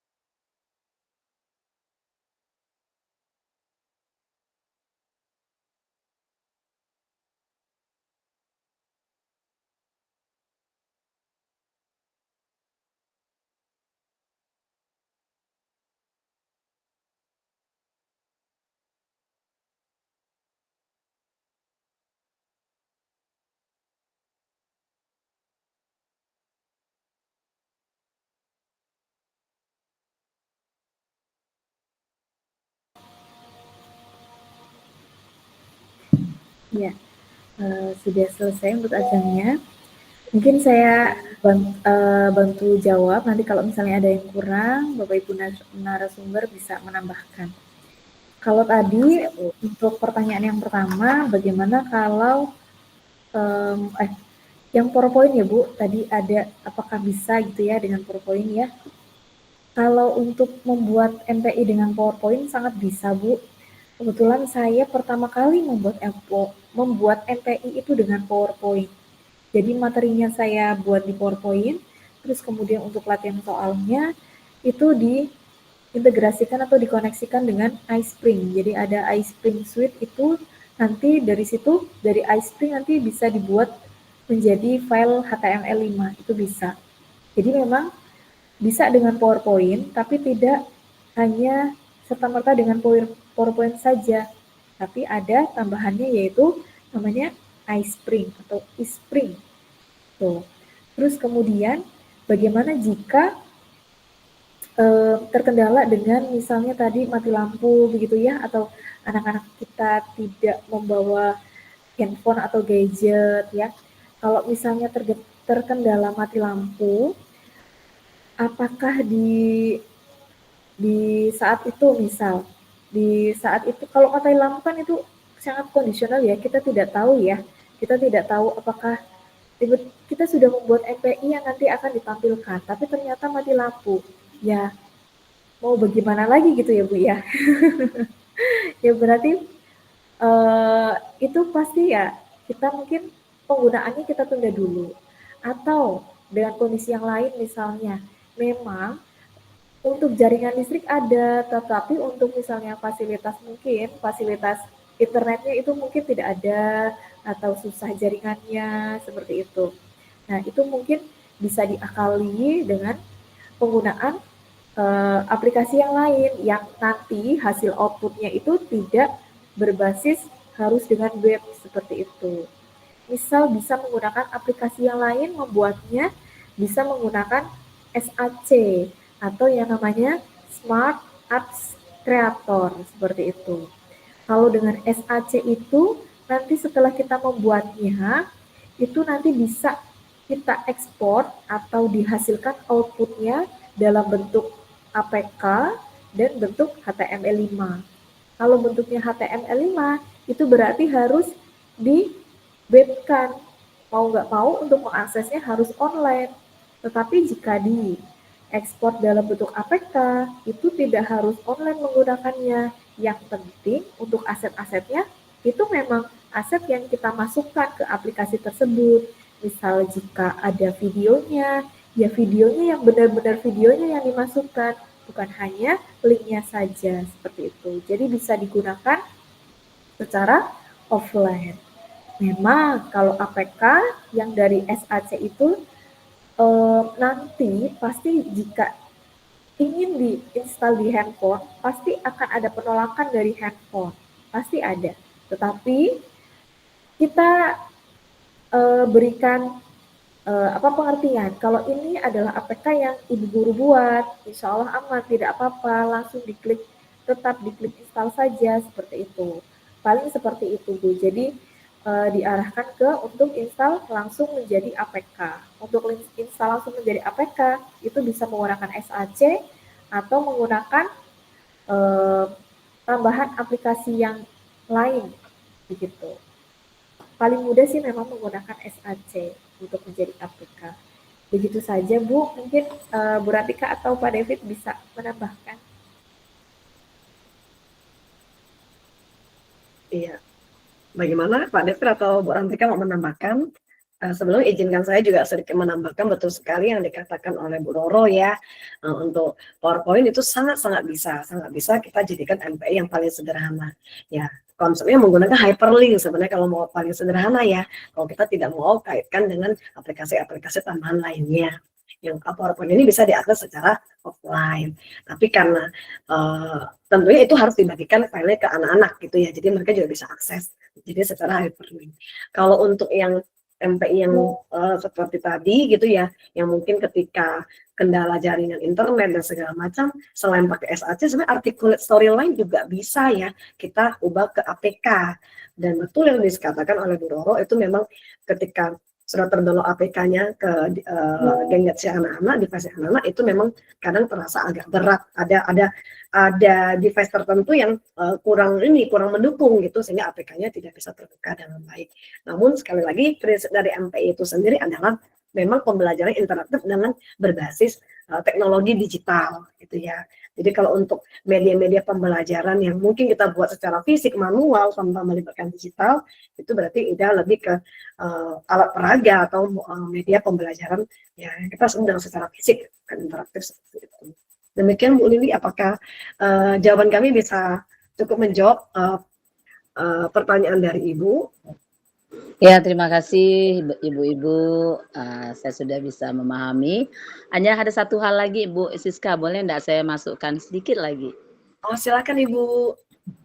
Ya, saya pikir gini, kalau misalnya kita menggunakan latihan-latihan formatif gitu ya. Saya tuh karena saya kecenderungan saya pikirin gini, kalau sumatif itu kan khususnya dilakukan oleh anak-anak ya. Itu tidak bisa berkelompok kan kalau namanya sumatif ya, penilaian sumatif. Nah, tapi saya kecenderungan kalau misalnya untuk kegiatan yang tes formatif itu supaya kalau kita menggunakan MPI, anak diminta untuk membawa perangkat masing-masing kan.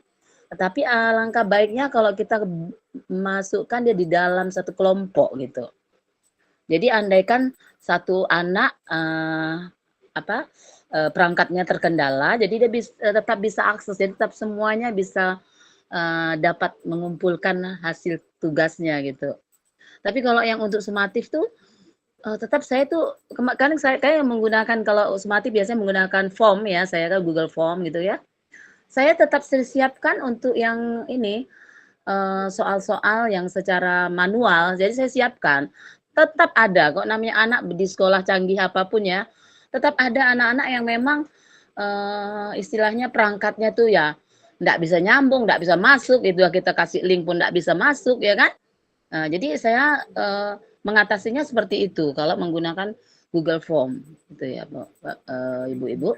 Jadi kalau untuk kegiatan sehari-hari seperti untuk penilaian-penilaian formatif, memang alangkah baiknya kalau supaya setiap saat tidak akan terkendala soal perangkat HP dan sebagainya, itu kita menggunakan kelompok. Rasanya lebih enak ya, kalau itu menurut saya.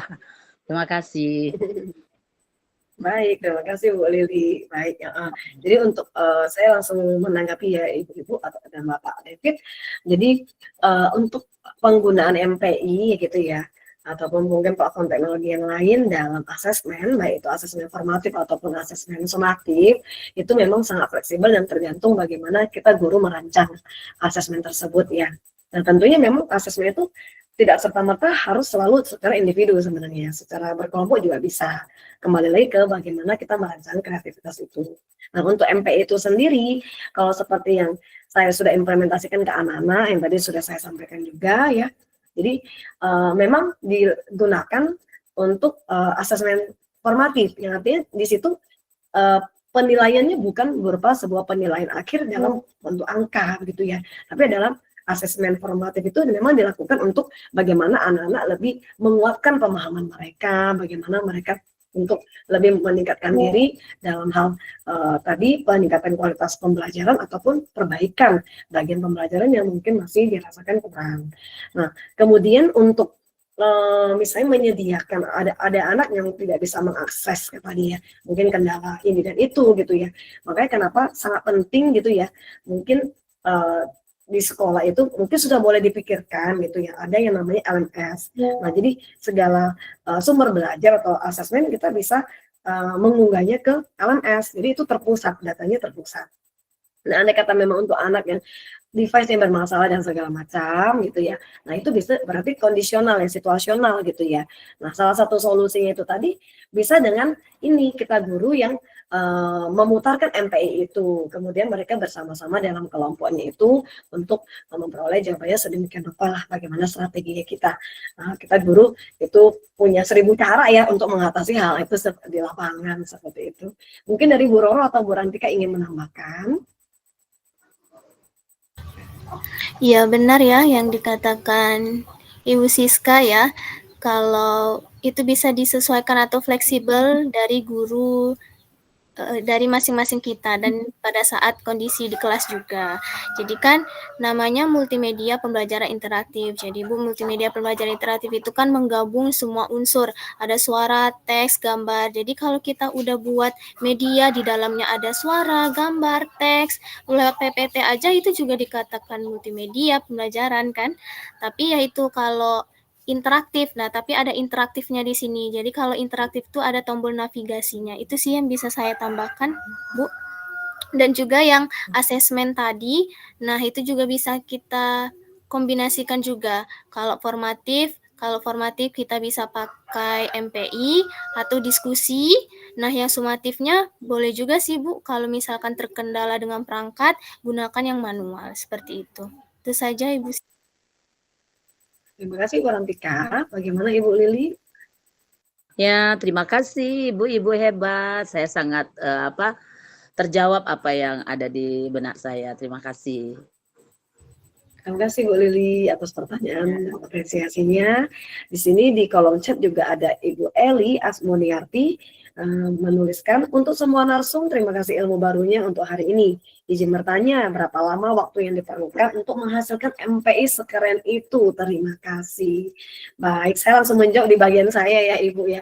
Nah, untuk membuat MPI tentunya bervariasi ya Ibu untuk durasi waktunya. Kalau kita menggunakan semakin banyak aset di dalamnya, menggunakan semakin banyak kreativitas di dalamnya, tentunya durasi waktu yang dibutuhkan juga akan semakin lama. Dan juga tergantung kita sendiri gitu ya. Apakah intens mengerjakannya atau sambil-sambil, nah itu juga akan berbeda lagi ceritanya untuk waktunya. Ada yang mau ditambahkan dari Ibu Roro dan Bu Rantika?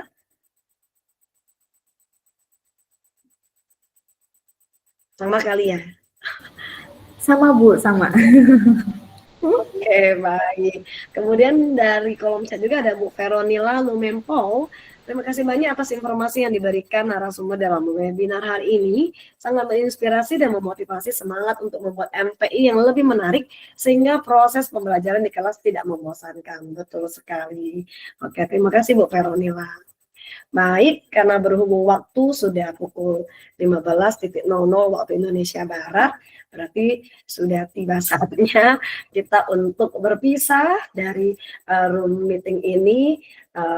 Untuk kata penutup, saya serahkan kepada Bu Roro untuk menutupnya. Terima kasih Bu Siska. Kalau dari saya, kita jadilah guru yang fleksibel.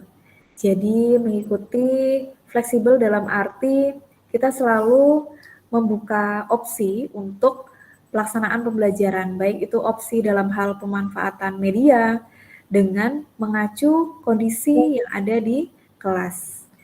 Selain itu juga melihat bagaimana perkembangan zaman itu terjadi, karena tentunya di setiap tahunnya pasti akan ada perbaruan-perbaruan yang kita pun harus terus bisa atau berusaha untuk mengupdate diri supaya tidak tertinggal seperti itu. Itu saja Bu dari saya. Terima kasih. Iya, luar biasa sekali dari Bu Roro. Dari Bu Rantika ada yang mau ditambahkan? Sedikit dari saya, intinya Bapak Ibu guru hebat, jangan takut untuk mencoba hal baru, karena kan guru itu pembelajar sepanjang hayat, apalagi peserta didik kita pasti lebih canggih ya sekarang, lebih pintar kadang daripada kita, jadi tetaplah terus belajar, jangan sampai ada kata-kata tertinggal. Saya sudah misalkan saya sudah tertinggal, saya tidak bisa, itu jangan sampai seperti itu. Dan juga tetaplah jadi guru yang menjadi fasilitator, selalu membimbing siswa, walaupun secanggih apapun itu teknologi. Itu saja Ibu Siska. Kasih Bu Rantika, luar biasa sekali ya. Benar Bapak Ibu, kita harus selalu mempunyai pemikiran paradigma positif untuk terus maju belajar demi meningkatkan kualitas pembelajaran buat anak-anak kita, karena pembelajaran terbaik adalah pembelajaran yang berpusat pada peserta didik dengan apapun caranya ya. Sekreatif apapun kita, semuanya harus mengacu pada pembelajaran yang berpusat kepada peserta didik. Baik, sebelum kita menutup webinar hari ini, boleh ya kita foto bersama lagi Bapak Ibu. Mohon izin dengan segala hormat untuk menyalakan kameranya. Silakan Bapak Ibu.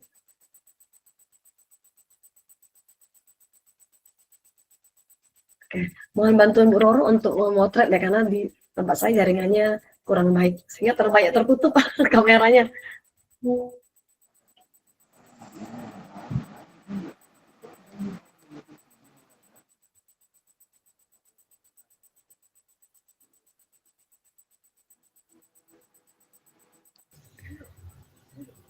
Dibantu lepas pinnya dulu Bu. Sebentar. Supaya terlepas, ya, supaya terlihat semua. Ya,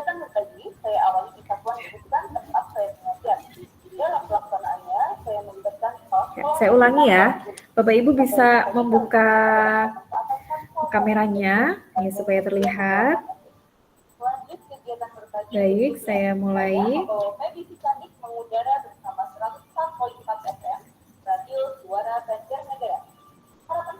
1, 2, 3.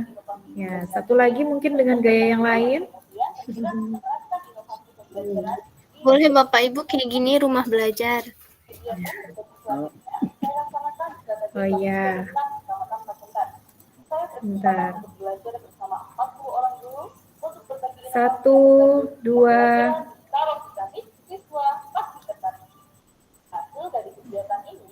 3. Ya, sepertinya sudah Bu, sudah cukup. Oke, baik. Terima kasih Bu Roro. Baik, karena kita mengawali webinar ini dengan doa, mari kita tutup juga dengan doa. Berterima kasih kepada Tuhan atas penyertaannya. Berdoa menurut agama dan kepercayaan masing-masing dimulai. Berdoa selesai. Terima kasih Bapak Ibu guru hebat atas partisipasinya yang luar biasa. Jangan lupa isi link presensinya ya Bapak Ibu ya. Nanti sertifikatnya akan dikirim melalui email masing-masing. Oke, pastikan data yang diisi tidak salah agar sertifikat juga diterbitkan dengan benar dan sesuai dengan nama dan instansi Bapak Ibu. Oke. Boleh meninggalkan ruang. Silakan Bapak Ibu.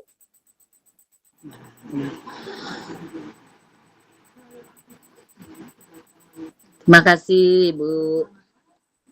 Ya, terima kasih Bu Lili.